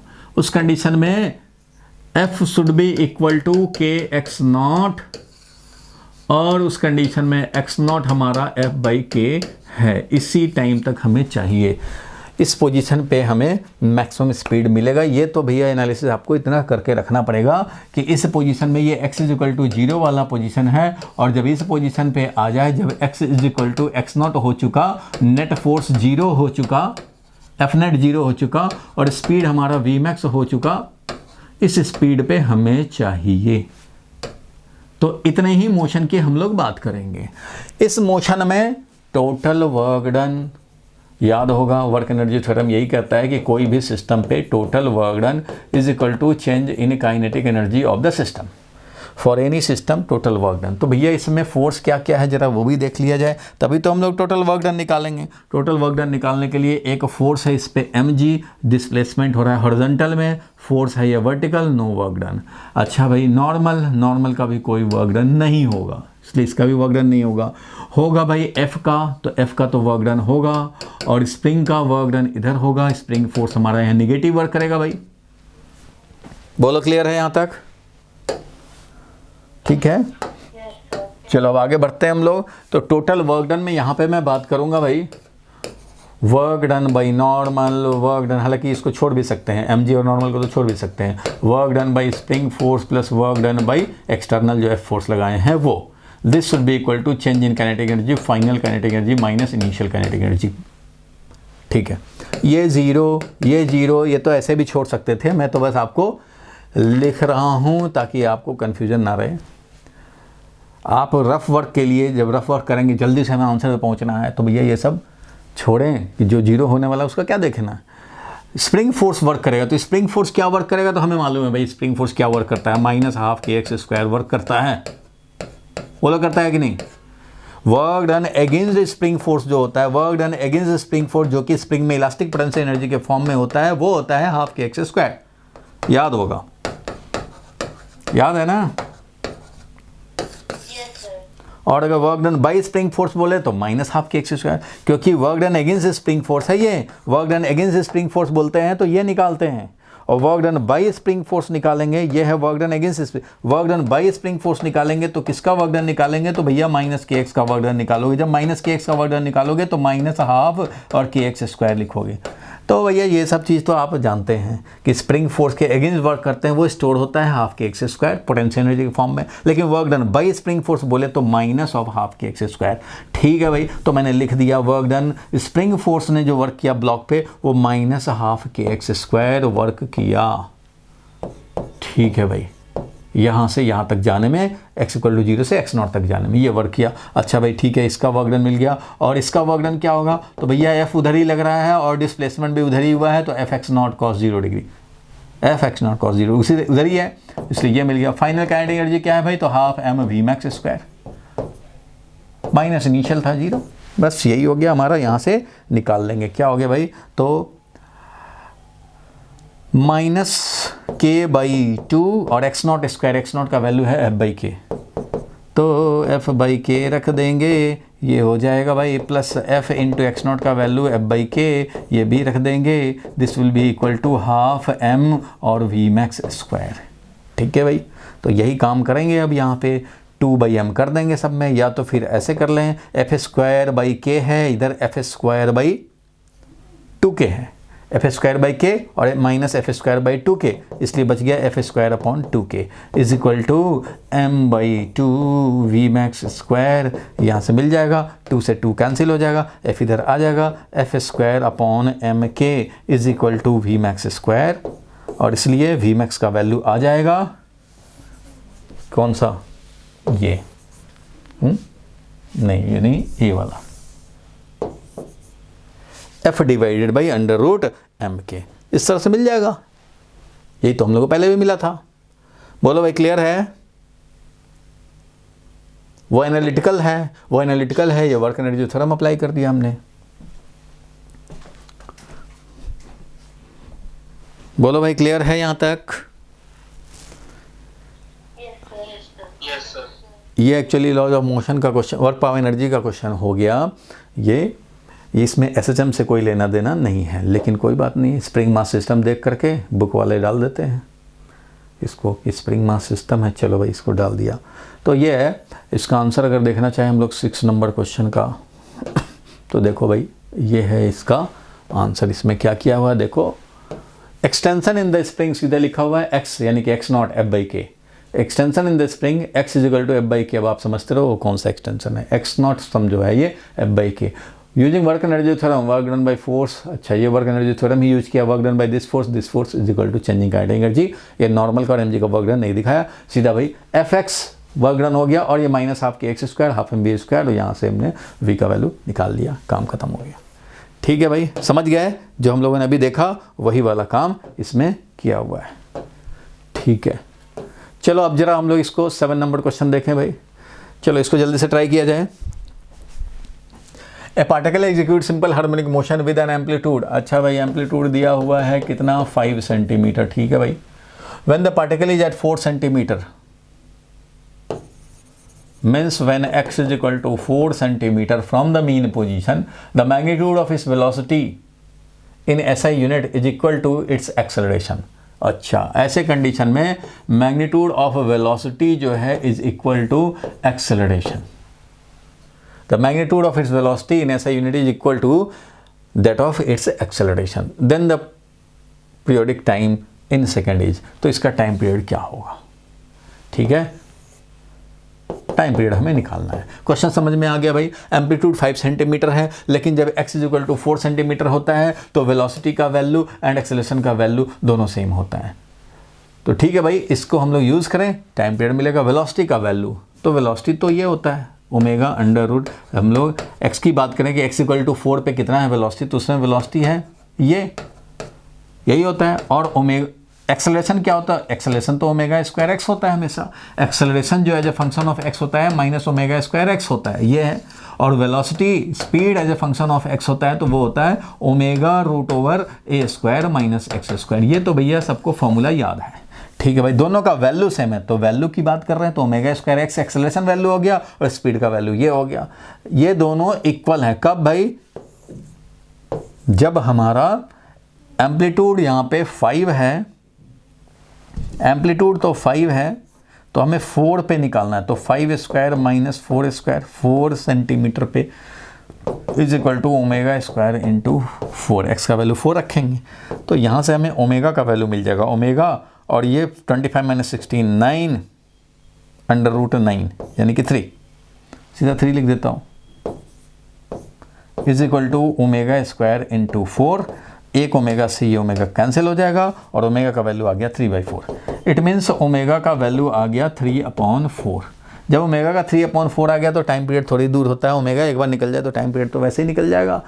तो टाइम पीरियड का वैल्यू हम लोग लिख लेंगे क्या भाई, तो 2π/ओमेगा, यानी कि 2π डिवाइडेड बाई ओमेगा का वैल्यू है 3/4, तो 3/4 कर देंगे, इसलिए वैल्यू हो जाएगा 4, 8π divided by 3। So time period हो जाएगा 8π डिवाइडेड बाई 3, 8π डिवाइडेड बाई 3 हो जाएगा, और इससे हम लोग काम कर लेंगे। क्लियर है भाई? x=4 पे दोनों का मैग्नीट्यूड सेम लिखना था, सेम लिख दिया, काम हो गया। ये भी जेईई मेन में आया हुआ क्वेश्चन है। चलो आगे बढ़ते हैं, नेक्स्ट पे चलते हैं। उसी को ये एक्सप्लेन किया होगा, 8π/3 है, ठीक है। चलो आगे बढ़ते हैं हम लोग, इस क्वेश्चन को देखें भाई। A pendulum is hung from the roof of a sufficiently high building. अच्छा, कोई हाई बिल्डिंग है, वहाँ से हैंग किया है। And is moving freely to and fro. अच्छा, to and fro like a simple harmonic oscillator. The acceleration of the bob of the pendulum is 20 metre per second square at a distance of 5 metre from the mean position. Then the time period of oscillation क्या होगा? तो question को ठीक से समझा जाए और इसको लिखा जाए। The pendulum is hung from the roof of A sufficiently large building. चलो भाई, यहाँ से पेंडुलम को हम लोगों ने ऑसिलेट कराया। And is moving freely to and fro like simple harmonic oscillator. To and fro अपना मोशन कर रहा है भाई, सिंपल हार्मोनिक मोशन जैसे होता है वैसे कर रहा है, ठीक है। The acceleration of the bob of the pendulum is 20 metre per second square. इसका एक्सेलरेशन जो है वो है 20 metre per second square at a distance of 5 metre from the mean position. अच्छा भाई, इसके मीन पोजीशन से 5 पे एट x=5 मीटर लिख रहा है यहाँ पे, मीटर, सेंटीमीटर नहीं मीटर लिख रहा है। लिखो भाई, बहुत बड़ा पेंडुलम होगा, हो सकता है। चलो 5 metre from the mean position, the time period of oscillation निकालने हैं। और x=5 पे इसका at x=5 acceleration is 20 metre per second square, ठीक है भाई। तो हमें निकालना है टाइम पीरियड। टाइम पीरियड तो भाई 2π/ω होता है, ओमेगा किसी तरह से मिल जाए तो टाइम पीरियड भी मिल जाएगा। अच्छा भाई, तो एक्सेलरेशन में तो ओमेगा छुपा हुआ होता है, तो मैं क्या करूँगा भाई, एक्सेलरेशन 20 दिया हुआ है, तो एक्सेलरेशन तो होता है ω²x, तो ये दिया हुआ है 20 ω², और x का वैल्यू दिया कि x=5 मीटर पे ऐसा हुआ है। तो जब x 5 था तब एक्सेलरेशन 20 था। तो ये तो भैया फॉर्मूला है ही एक्सेलरेशन के लिए, एक्सेलरेशन है जो फंक्शन ऑफ x। तो 20 था जब 5 था x, इसलिए ω² का वैल्यू मिला 4 और ω का वैल्यू मिल गया हमें 2। तो ω2 मिल गया, तो टाइम पीरियड तो बोल ही सकते हैं भाई 2π/ω। इसका मतलब कि 2π/2 और 2 रखेंगे तो मिलेगा हमें pi. It means time period is pi. तो पाई सेकेंड पे टिक लगा देंगे, काम हो जाएगा ख़त्म। कोई परेशानी नहीं है इसमें, सिंपल सी बात थी भाई। ये भी नीट में आया वो क्वेश्चन था। चलो आगे बढ़ते हैं, नेक्स्ट पे चलते हैं। ये देखो क्वेश्चन भाई, क्वेश्चन नंबर 9। चलो इसको जल्दी से सॉल्व किया जाए। Particle executes linear simple harmonic motion with amplitude. फटाफट देखो भाई, सॉल्व करो, एक बार ट्राई तो मारो कम से कम। पहले वाले का आंसर क्या आया था? कौन पहले वाला? इसके पहले इसका? यस सर, पाई। हाँ हाँ, पाई ही तो था इसका आंसर। देखो 8 नंबर, 8 नंबर, 8 नंबर, ये 8 नंबर यही है पाई। मैग्नीट्यूड ऑफ एक्सेलरेशन 20 = ω², 5 ω का वैल्यू 2 लाया, टाइम पीरियड 2π पाई आएगा, बिल्कुल आना है। चलो आगे बढ़ते हैं हम लोग। ये 9 नंबर क्वेश्चन देखने हैं हम लोग को, ये देखने थे। चलो ये भी नीट में आया हुआ क्वेश्चन है, इसको फटाफट कर लें हम लोग। A particle execute linear simple harmonic motion with amplitude of 3 centimetre. तो ठीक है भैया, एम्पलीट्यूड है हमारा 3 सेंटीमीटर, क्लियर है।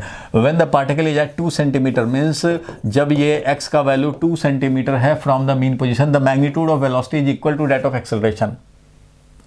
Magnitude of velocity is equal to that of acceleration, तो ये तो कर लेंगे हम लोग काम। देन इस टाइम पीरियड, अरे भाई ये तो निकाल लेंगे आराम से, क्योंकि वेलोसिटी क्या होता है भाई, तो तुम्हारा ये 3 है, ये 2 है, तो वेलोसिटी क्या होगा, तो ω√a² - x²। ये ऐसा क्वेश्चन तो अभी अभी किया था हम लोगों ने, और ये ω²x होता है, ये बिल्कुल भाई ठीक है। तो ओमेगा का वैल्यू करोगे √a² मतलब 3² - 2² करोगे इज इक्वल टू ω² × x का वैल्यू 2 रखेंगे, और इस तरह से हमारा काम बनेगा भाई। एक ओमेगा से एक ओमेगा कैंसिल हो जाएगा, और ये मिल जाएगा 9 - 4 that is √5 is equal to ω × 2।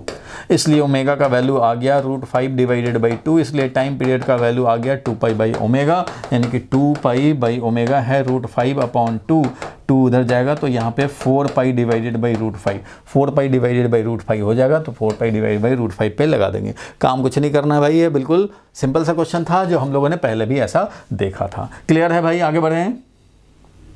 Yes sir. चलो आगे बढ़ते हैं भाई। इसमें देखो 10 नंबर क्वेश्चन जल्दी से देख लिया जाए। 10 नंबर क्वेश्चन एम्स में आया हुआ क्वेश्चन है, इसको जल्दी से हम लोग ट्राई मारें भाई। Particle is describing a simple harmonic motion if its velocity is v1 and v2 when the displacement from the mean position are y1 and y2 respectively, then the time period क्या होगा।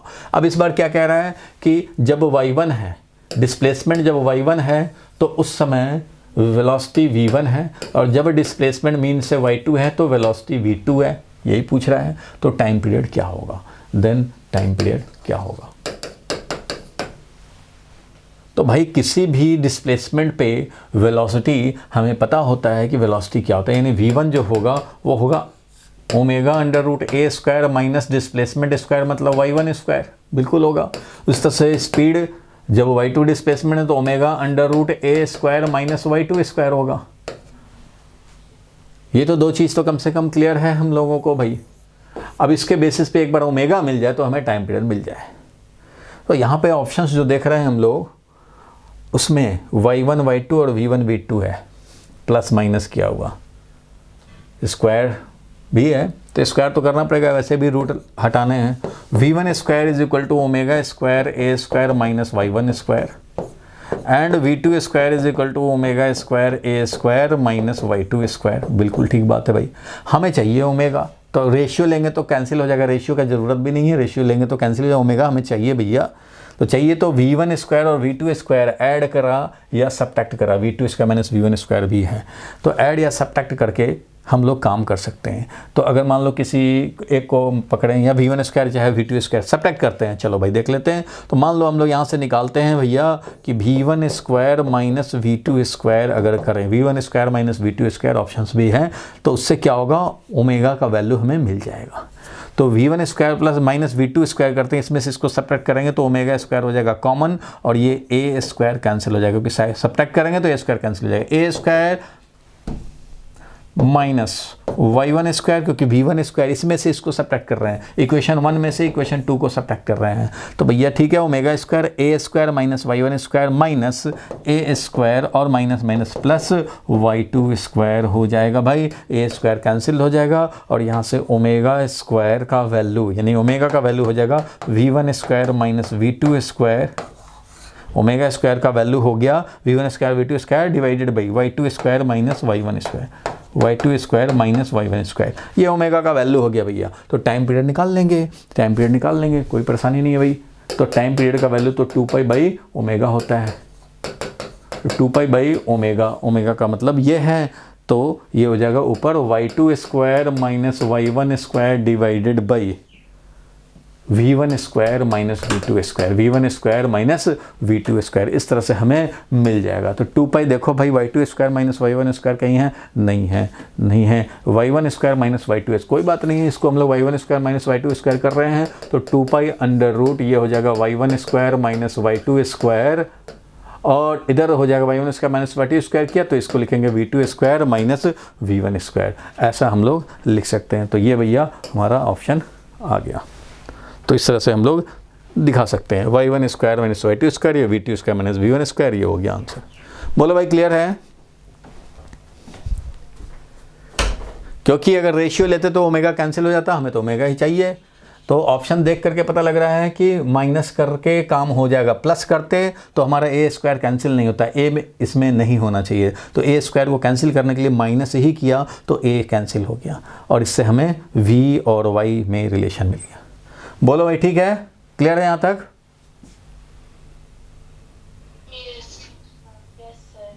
तो थोड़ा सा manipulation में देखना पड़ेगा, option भी देख करके किस टर्म में हमें चाहिए उस टर्म से हमें काम कर लेंगे।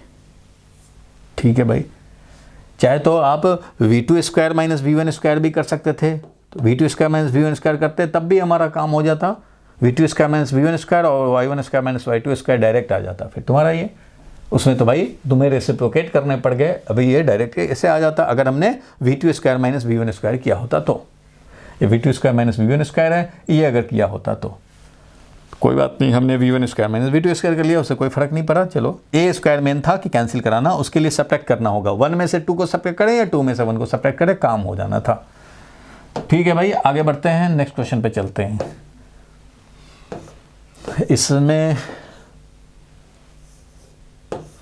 इसमें देखो क्या किया, v1 स्क्वायर v2 स्क्वायर, इसमें v2 square minus v1 square कर लिया था, इसलिए इसका आंसर डायरेक्ट आ गया, इसको उल्टा नहीं करना पड़ा। चलो भाई कोई बात नहीं है, आगे बढ़ते हैं हम लोग।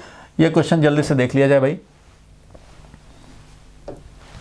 A particle is executing SHM, its maximum acceleration is alpha and maximum velocity is beta. अच्छा भाई, मैक्सिमम एक्सेलरेशन अगर अल्फा है, इसका मतलब ओमेगा स्क्वायर ए अल्फा है, क्योंकि मैक्सिमम एक्सेलरेशन होता है ओमेगा स्क्वायर एक्स होता है, तो एक्स का वैल्यू ए रखेंगे तो मैक्सिमम एक्सेलरेशन, तो इसलिए ओमेगा स्क्वायर ए अल्फा है। और बोल रहा है मैक्सिमम वेलोसिटी, तो भैया मैक्सिमम वेलोसिटी तो होता है ए ओमेगा, और वो कह रहा है कि मैक्सिमम वेलोसिटी इज बीटा, इसका मतलब ए ओमेगा है हमारा बीटा।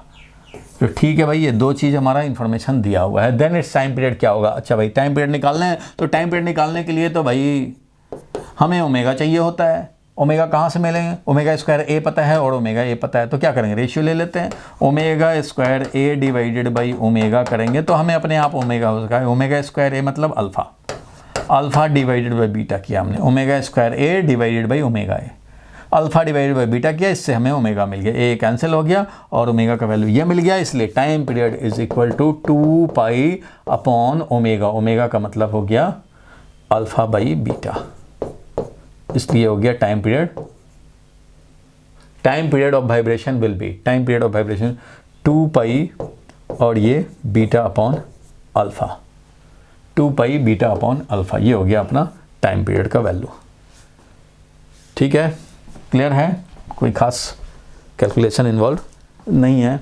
ठीक है भाई, तो ये APMT का ये था क्वेश्चन। आगे बढ़ते हैं हम लोग, नेक्स्ट पे चलते हैं। देखो भाई, इसमें भी तो वही काम किया हुआ है, देखो रेशियो निकल, ये तो सिंपल सा है। चलो आगे बढ़ते हैं हम लोग। इस वाले क्वेश्चन में देखा जाए जल्दी से इसको भाई। क्वेश्चन देखो, अगर किसी को कोई क्वेश्चन समझने में थोड़ी प्रॉब्लम हो रही हो तो वो जब रिकॉर्डिंग देखेगा तो उस समय आके पॉज लगा देगा, खुद ही ट्राई कर लेगा 2 मिनट, उसके बाद देख लेगा फिर से, तो समझ में आ जाएगा। चलो भाई, इसको जल्दी से सारे लोग ट्राई मारेंगे एक बार।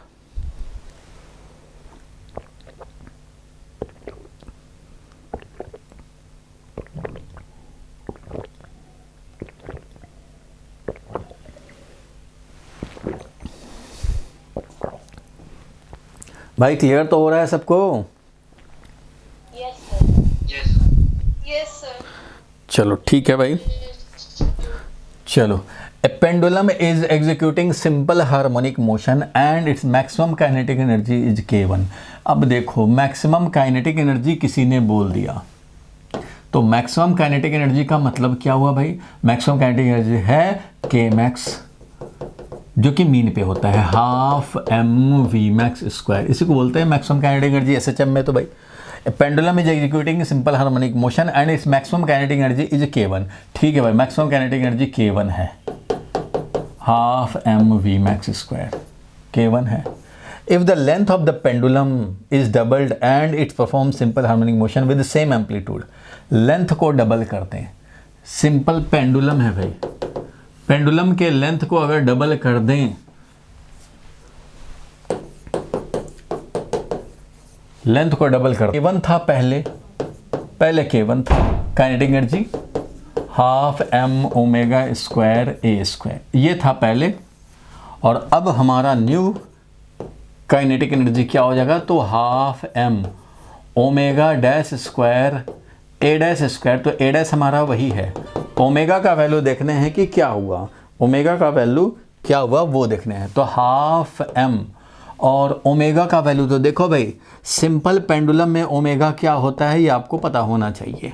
जब भैया टाइम पीरियड पता है तो पेंडुलम का ओमेगा भी पता है। टाइम पीरियड होता है 2 पाई बाई ओमेगा होता है, यानी कि ये 2 पाई बाई ओमेगा होता है, वो है 2 pi root over l by g, simple pendulum के लिए जानते हैं। इसका मतलब ओमेगा क्या है, under root g by l, under root g by l आता ही था ओमेगा SHM के लिए। ठीक है भाई, तो यहाँ पे तो मैं लिखूँगा ओमेगा पहले ये था, लेकिन बाद का जो ओमेगा हुआ ये तो पहले वाले के था।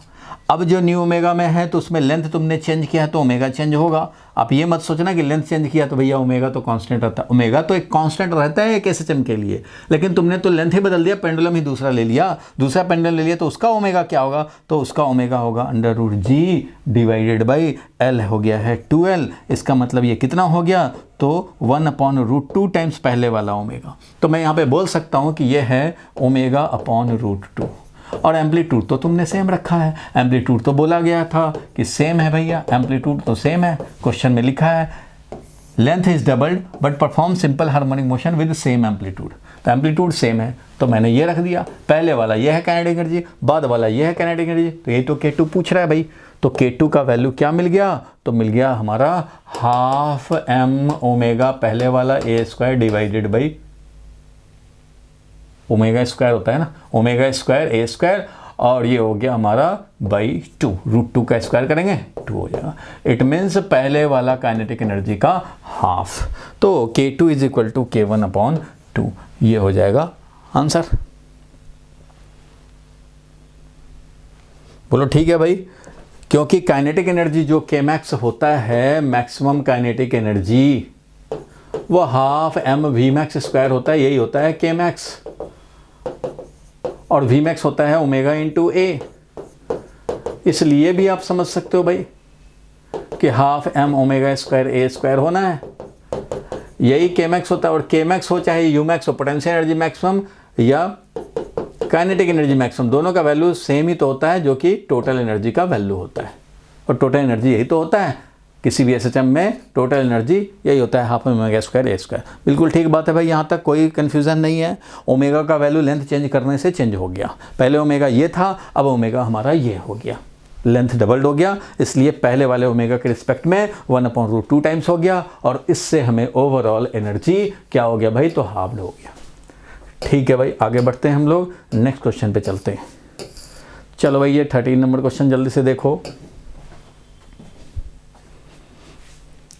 Mass and diameter of a planet are 3 times the respective value for the Earth। अर्थ के रिस्पेक्ट में मास and diameter of the planet वो 3 टाइम्स है, मतलब अर्थ का जो है और उससे इसका मास भी ट्रिपल है और इसका डायमीटर भी ट्रिपल है। डायमीटर ट्रिपल है मतलब रेडियस भी ट्रिपल है, डायमीटर ट्रिपल है इसका मतलब रेडियस भी ट्रिपल है। यहाँ r' जो है वो 3 टाइम्स पहले वाला रेडियस है। ये तुम्हारा अर्थ है और ये अपना कोई दूसरा प्लेनेट है जो क्वेश्चन कह रहा है। ठीक है भाई, mass and diameter of the planet are 3 times, तो इधर है हमारा 3m और ये वाला है m। Period of oscillation of a simple pendulum on earth is 2 second. यहाँ पे जो टाइम पीरियड है वो 2π√L/g, ये हमारा 2 सेकेंड है, क्वेश्चन कह रहा है। तो g कहाँ पे? अर्थ पे, तो भैया अर्थ पे और इधर प्लेनेट पे, तो यहाँ पे 2π√L/g रखोगे तो ये g हमारा ये है gm/r², यही तो होता है g। इतना ग्रेविटेशन में हम लोग पढ़े हैं, स्मॉल g होता है वो क्या होता है? तो gm/r² होता है अर्थ के सरफेस पे। तो g प्लैनेट के सरफेस पे भी वैसे ही होगा, प्लैनेट का मास लिखेंगे, प्लैनेट का रेडियस लिखेंगे, यही तो होता है। तो वैल्यू तो भैया ये है। अगर हम लोग प्लैनेट पे बात करें, एट प्लैनेट जो g' होगा हमारा वो हो जाएगा gm'/r' का स्क्वायर।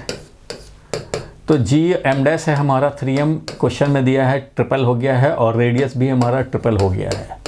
तो ये क्या हो जाएगा भाई? 3 और इधर 3 स्क्वायर, यानी कि 1/3 ऑफ gm/r²। gm/r² अपना अर्थ का था, इसलिए अर्थ पे जो हमारा g है उससे हमारा प्लैनेट पे 1/3 है g। इसलिए टाइम पीरियड की बात करें, अगर टाइम पीरियड पूछ रहा है तो टाइम पीरियड 2π√L/ पेंडुलम वही है इसलिए लेंथ वही है, लेकिन g चेंज हो गया। तो g यहाँ पे हम लोग g अर्थ डिवाइडेड बाई 3 करेंगे टाइम पीरियड यहाँ का। उस प्लेनेट पर का टाइम पीरियड t' जो है वो बाई 3 किया, 3 इधर चला जाएगा, मीन्स √3 टाइम्स 2π√L/g, 2π√L/g जो कि अर्थ पे। तो ये मिला हमें, दैट इज √3 टाइम्स अर्थ पे जो टाइम पीरियड था वो मिला √3 टाइम्स।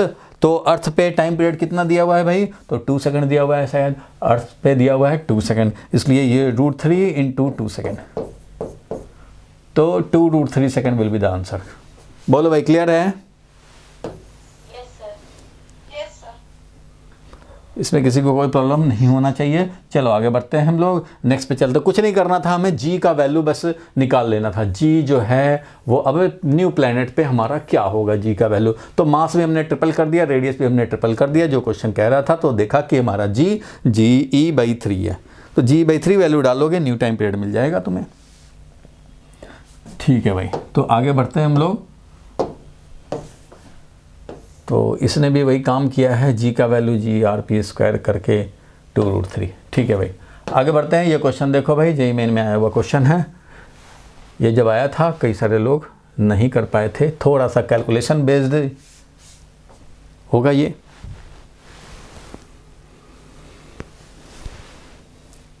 देखो जल्दी से भाई, 2 light identical springs of spring constant K are attached horizontally at the two end of a uniform horizontal rod AB of length L and mass M।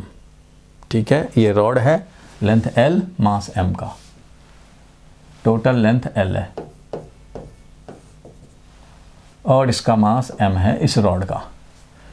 The rod is pivoted at the centre, centre pivoted है। Pivoted होने का मतलब क्या हुआ भाई, अगर ये rod pivoted है सेंटर के अबाउट, इसका मतलब ये इसके अबाउट रोटेट करने को फ्री है, ये रोटेट करेगा तो इस तरह से कर सकता है। And can rotate freely in horizontal plane, horizontal plane में मतलब ये एक्सिस के अबाउट ये रोटेट कर सकता है, ऐसे ऐसे कर सकता है। तो ये इधर जाएगा तो ये इधर जाएगा, और ये इधर जाएगा तो ये इधर जाएगा, इस तरह से ये ऑसिलेट करेगा।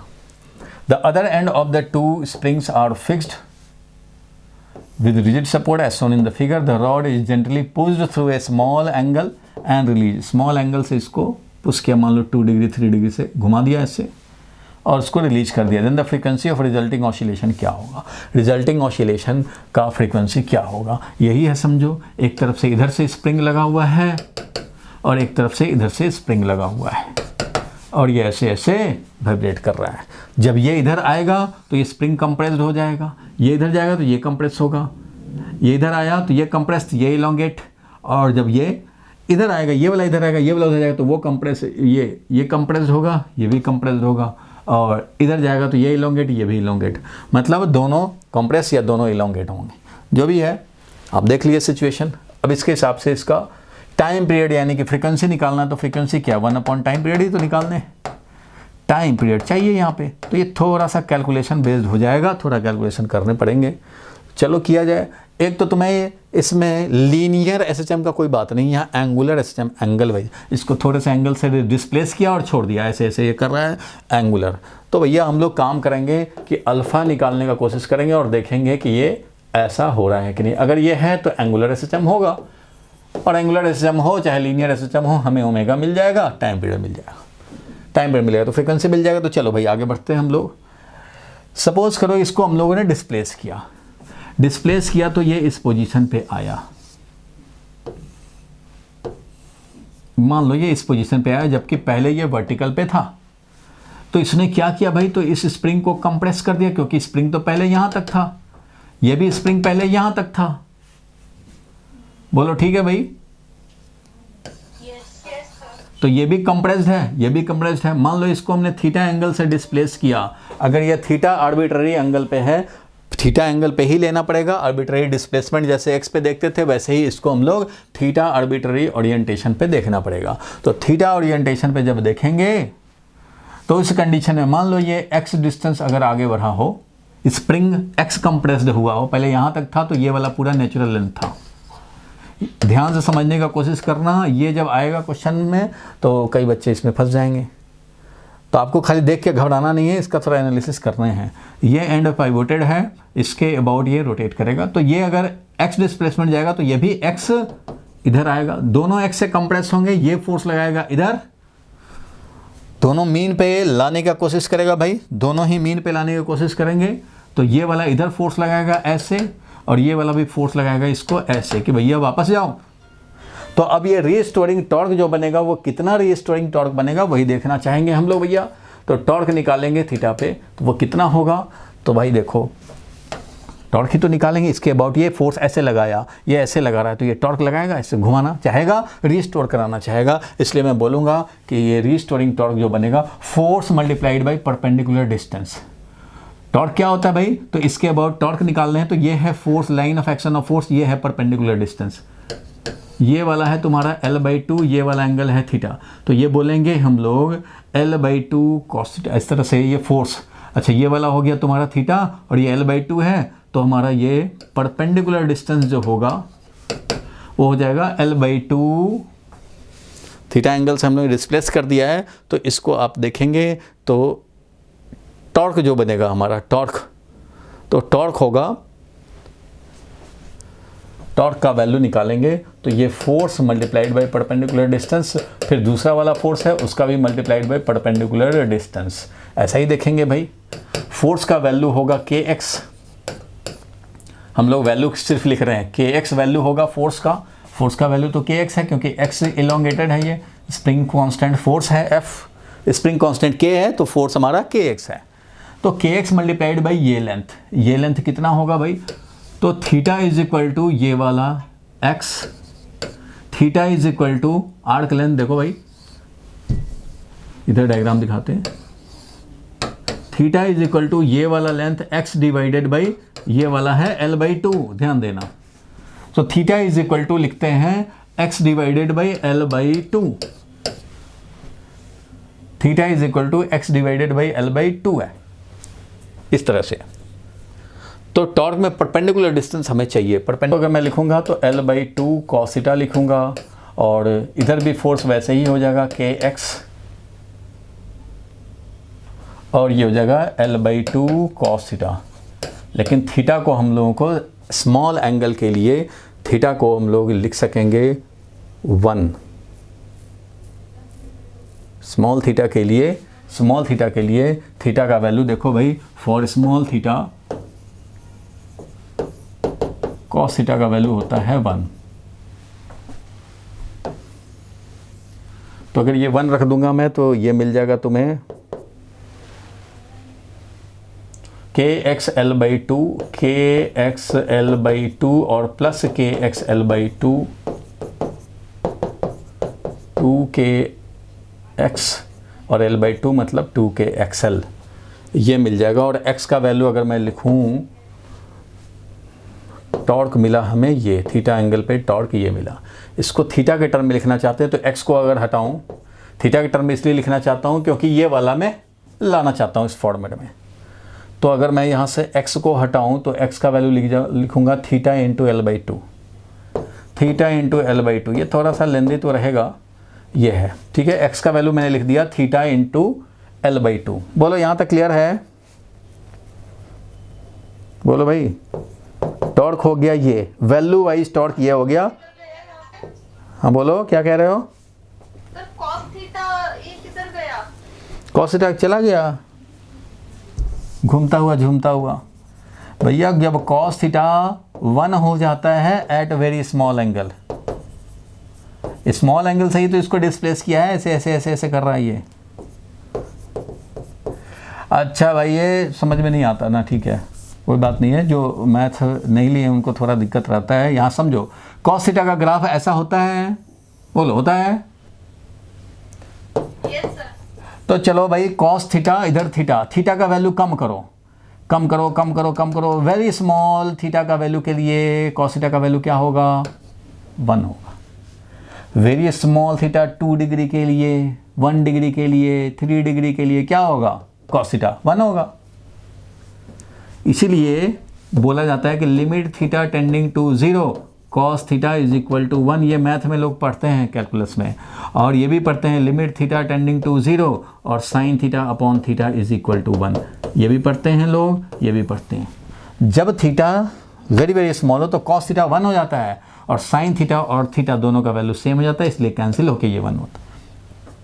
तो वेरी स्मॉल एंगल के लिए साइन थीटा और थीटा सेम होता है और वेरी स्मॉल एंगल के लिए cos थीटा 1 हो जाता है, ठीक है, तो इसलिए cos थीटा को 1 कर दिया, ऐसे हो गया। ये वैल्यू क्या आया भाई, तो अगर रीस्टोरिंग के साथ लिखूं तो ये लिखूंगा -2kl² 2 कैंसिल हो जाएगा, यानी कि मिल जाएगा हमें kl² थीटा, ये मिला हमें। और ये जब मिला तो अल्फ़ा का वैल्यू क्या होगा, तो theta divided by moment of inertia, भाई देखो ये थोड़ा सा लेंदी हो गया है क्वेश्चन थोड़ा सा। तो ये अल्फ़ा का वैल्यू ये हो गया और इससे हमें मिलेगा KL² theta divided by moment of inertia. अब बताओ भाई रॉड का मोमेंट ऑफ इनर्शिया क्या होता है? तो रॉड का मोमेंट ऑफ इनर्शिया होता है mL²/12। ये भी तुम्हें डालना पड़ेगा। रॉड का मोमेंट ऑफ इनर्शिया अपने ही सेंटर के अबाउट क्या होता है? तो वो होता है mL²/12। रोटेशन में पढ़ते थे तो वो mL²/12 होता है अपने एक्सिस के अबाउट। अब चलो भाई, अब जिसका मैकेनिक्स थोड़ा वीक हो तो वो आप अभी के लिए इस क्वेश्चन के लिए आप अपने आप को माफ़ करेंगे और आगे बढ़ेंगे हम लोग। तो ये मिला, इससे क्या मिला भाई हमें? तो अल्फ़ा का वैल्यू जो मिल गया फाइनली, अल्फ़ा का वैल्यू जो फाइनली मिला वो क्या मिला? इसको मैं cos थीटा को हटा रहा हूँ भाई।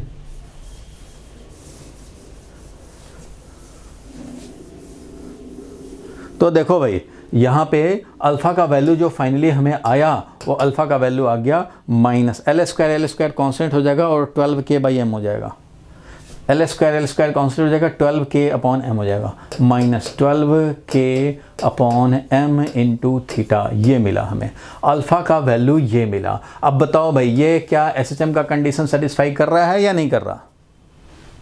Yes sir. कर तो रहा है ये। अब इसमें देखो कैलकुलेशन मिस्टेक खाली नहीं होना चाहिए। तो अल्फ़ा का वैल्यू ये मिल गया, तो इसको हम लोग कंपेयर करेंगे, कंपेयरिंग विद स्टैंडर्ड जो है अपना अल्फ़ा माइनस ω² थीटा। तो ओमेगा का वैल्यू मिल गया हमें √12K/m। तो टाइम पीरियड हो जाएगा 2π/ω, यानी कि 2π। हमें तो फ्रीक्वेंसी निकालना था इसका, फ्रीक्वेंसी इज इक्वल टू ω/2π, क्योंकि 2π/ω तो टाइम पीरियड होता है, तो ω/2π। तो इसका मतलब 1/2π और √12K/m। ये मिला हमें। 12K/m वाला ऑप्शन नहीं, इसका मतलब कहीं ना कहीं कैलकुलेशन मिस्टेक हुआ है, कहीं पे कुछ कैलकुलेशन मिस्टेक हो गया है। अच्छा, कैलकुलेशन मिस्टेक यहाँ दिख रहा है हमें, KXL/2 और KXL/2। तो KXL आएगा ना, ये 2 नहीं आएगा। KXL/2 और KXL/2 ये तो 1 हो चुका, ये भी 1 हो चुका। सब लोग ध्यान दो यहाँ पे, KXL/2 और KXL/2 ऐड करेंगे हम लोग तो 2 टाइम्स KXL/2 मीन्स ये क्या मिल जाएगा? ओनली KXL/2 तो KXL मिलेगा, 2 नहीं मिलेगा, इसलिए ये KXL था। ठीक है, और KXL होगा तो ये वाला 2 गायब रहेगा और ये वाला 2 गायब है, तो ये हो जाएगा कितना तुम्हारा भाई थीटा? KL² और ये /2, ये वाला KL²/2 थीटा, ये हो जाएगा। ठीक है, और यहाँ आ जाएगा KL²/2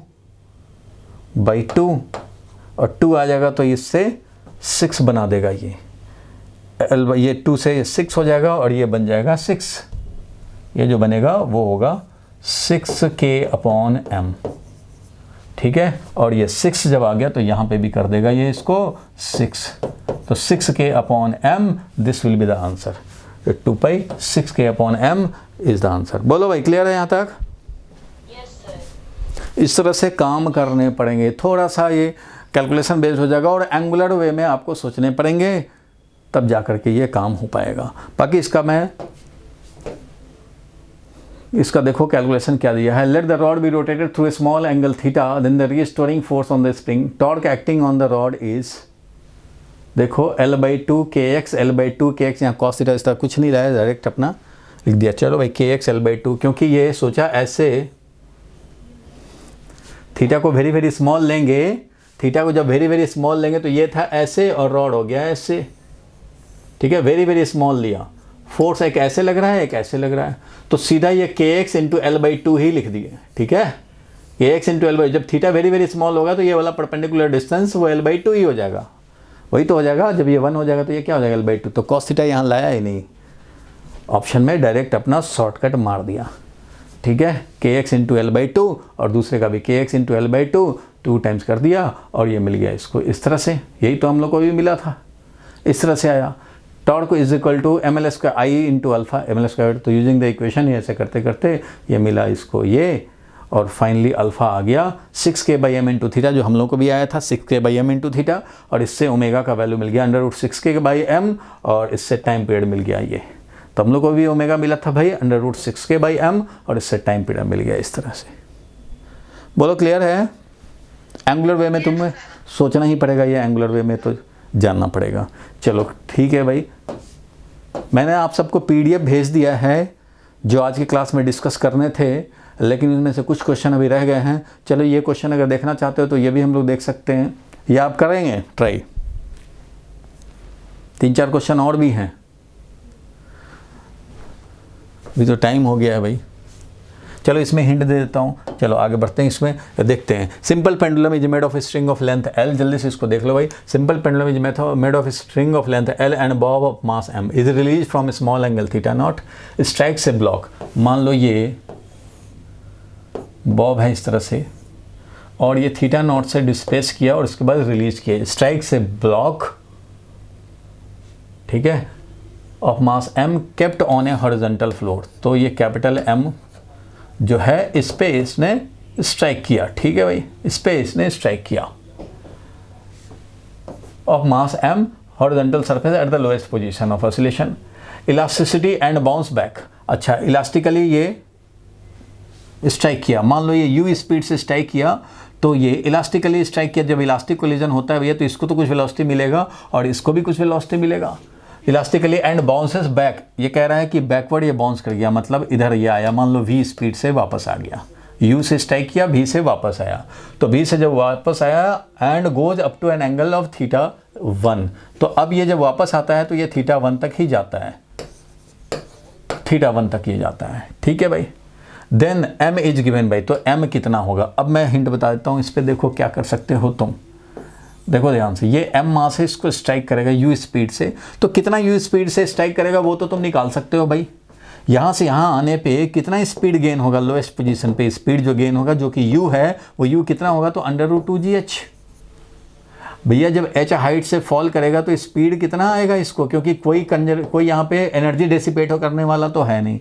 जब भी कोई बॉब, ध्यान देना, ऐसे रिलीज करोगे तो जब ये बॉटम पे आएगा, लोएस्ट पॉइंट पे आएगा, तो कितना स्पीड होगा, तो जितना हाइट फॉल किया है उसी के अकॉर्डिंगली √2gh स्पीड मिलेगा। क्यों? क्योंकि यहाँ से यहाँ जाने में जो पोटेंशियल एनर्जी का लॉस हुआ है mgh, वही काइनेटिक एनर्जी के फॉर्म में अपीयर होगा 12mu², और इससे m कैंसिल करोगे और u का वैल्यू आ जाएगा 2gh²। तो ये मिलेगा भैया, तो ये तो मिलना है इसको, और ये √2g और h का वैल्यू तुम लिख सकते हो। पूरा अगर लेंथ L था, ये अगर θ0 था, तो ये वाला मिला तुम्हें, वो मिलेगा L cos θ0। पूरे L में से ये L, तो भाई ये वाला जो था L, ये पूरा L था, पूरे L में से ये L cos θ0 सब्ट्रैक्ट करेंगे तब मिलेगा height, means L minus L cos θ0। ये मिल गया तुम्हें स्पीड, ये है speed at the bottom called u बोल रहे हैं इसको। इस स्पीड से स्ट्राइक करेगा और फिर v स्पीड से वापस, तो जब v स्पीड मिलेगा तो ये इस एंगल तक जा रहा है, इस एंगल तक θ1 तक जा रहा है। इसका मतलब ये है कि जब θ1 से रिलीज होगा तो फिर वापस यहीं आएगा, इतना ही स्पीड पे। तो यहाँ पे जो रिटर्निंग स्पीड इसको जो v मिल रहा है वो हम लोग डायरेक्ट लिख सकते हैं वैसे ही मैकेनिकल एनर्जी कंजर्व करके, कि यहाँ से जो v मिल रहा है इसको, v स्पीड जिससे कि यहाँ तक जा रहा है वो कितना मिलेगा, तो ज़रूर इसका मतलब √2gl और 1 माइनस cos θ1, क्योंकि ये θ1 तक जा रहा है। तो इसका जो हाइट होगा वो हाइट कितना हो जाएगा भाई, तो इसका हाइट हो जाएगा L माइनस L cos θ1, क्योंकि ये L है और ये θ1 है, तो ये वाला हाइट जो होगा ये वाला L cos θ1, तो ये है इसका। तो तुम्हें पता ही है ना कि h हाइट से जब फॉल करता है √2gh वेलोसिटी, √2gh दोगे तो h हाइट जाएगा, इसलिए तुम यहाँ पे √2g इंटू इतना वेलोसिटी जब दोगे तभी ये वापस θ1 एंगल तक ट्रेवर्स करेगा। ये बात समझ में आ रहा है? बोलो भाई। ये इधर से इसको तो मिल गया u, लेकिन जब रिटर्निंग टाइम में बॉब को इधर स्पीड अगर v मिला है तो ये v जरूर √2gl और 1 माइनस कॉस थीटा 1 है होगा, तभी ये थीटा 1 तक पहुंच पाएगा और यहाँ पे आकर के 0 होगा। तो ये रिटर्निंग स्पीड इसको इतना मिला है। उसी तरह से जो काइनेटिक एनर्जी मिलेगा वो पोटेंशियल एनर्जी में कन्वर्ट होगा, फिर वैसे ही लिखोगे तो मिल जाएगा तुम्हें ये। और अब प्योर इलास्टिक कोलिजन हुआ है तो भैया आप बताओ कि इसका u और v में रिलेशन हम लोग क्या नहीं निकाल सकते? जो स्ट्राइक करता है, अब कोलिजन की बात आ गई, तो जब स्ट्राइक करता है ये m मास कैपिटल M को जब स्ट्राइक करेगा तो इसका जो फाइनल वेलोसिटी बनता है वो क्या होता है भाई? तो प्योर इलास्टिक कोलिजन में m1 माइनस m2 फॉर्मूला था, m1 minus m2 divided by m1 plus m2 into u1 और plus twice of m2 divided by m1 plus m2 into u2 ऐसा होता था। इसलिए जो स्ट्राइक करने जा रहा है उसका फाइनल वेलोसिटी जो v है वो क्या मिलेगा भाई? तो वो भी मिलेगा इसका मास स्मॉल m माइनस दूसरे का mass capital M divided by small m plus capital M into इसका स्पीड है वो u है। इसका जो स्पीड था वो u था और दूसरे का जो स्पीड तो कुछ था ही नहीं, उसको तो कोई स्पीड था ही नहीं। अरे भैया u2 देखो भाई इस ब्लॉक को मारने जा रहा है, ये वाला कैपिटल M वाले को मारने जा रहा है ये, तो इसको बोलेंगे m1 is small m, m2 is capital M, strike करने जा रहा है। यहाँ पे बोलेंगे कि u2 जो इसका इनिशियल वेलोसिटी 0 है और इसका जो इनिशियल वेलोसिटी u1 वो हमारा u है। तो भाई ये अब कोलिजन का कॉन्सेप्ट आ गया इसमें, तो इसलिए v और u में ये रिलेशन है। हम लोग को निकालना क्या था? मास निकालना था। तो v जो निकाले वो यहाँ रख दो और u जो निकाले वो यहाँ रख दो और इससे तुम्हें मास निकल जाएगा। देखो इसमें क्या किया हुआ, अप्लाइंग एनर्जी कंजर्वेशन। देखो एनर्जी कंजर्वेशन लिखा तो ये डायग्राम दिखा रहा है u से स्ट्राइक किया, ये डायग्राम दिखा रहा है v से वापस जस्ट आफ्टर कोलिजन और ये थीटा 1 तक जा रहा है। देखो u क्या लिखा 2gl1 minus cos theta naught से रिलीज किए थे इतना speed. Velocity of the Bob after collision वो ये है, देखो इलास्टिक कोलिजन वाला लगा दिया, अप्लाई कर दिया, ये मिल गया रिलेशन। और bob rises up to theta 1, इसलिए जो रिटर्निंग स्पीड होगा under 2gl1 minus cos theta 1। बस अब ये इसमें पुट कर देंगे, भाई। तो v इक्वल टू ये वाला होता था और ये वाला हमारा v का वैल्यू ये है, इसलिए अब u का वैल्यू भी रख देंगे, ये मिल जाएगा हमारा v बाई u और इस तरह से रिलेशन मिल जाएगा और उसके बाद सॉल्व कर देने हैं आपको। सॉल्व किया हुआ है ही, समझ जाएंगे भाई। मेन जो था कि ये कहाँ से आया इक्वेशन वो आप समझ गए। Loss of potential energy gaining kinetic energy, इधर से जब जाएगा तो loss of kinetic energy gaining potential energy बनेगा। तो ये मेन है रिलेशन लिख देना स्पीड का, उसके बाद कोलिजन वाला अप्लाई कर देंगे। बाकी जो क्वेश्चन हैं ऑसिलेशन में 3-4 और भी क्वेश्चन रह गए होंगे, सिंपल क्वेश्चन रह गए। ये थोड़ा सा था 2 कैलकुलेशन वाला ज़्यादा, तो डिस्कस कर लिया। आप उन क्वेश्चंस को ट्राई कर लेंगे, फिर भी डाउट रहे तो आप बोल देंगे। नेक्स्ट संडे में थोड़ा सा हम लोग 2-4 और क्वेश्चन डिस्कस कर लेंगे।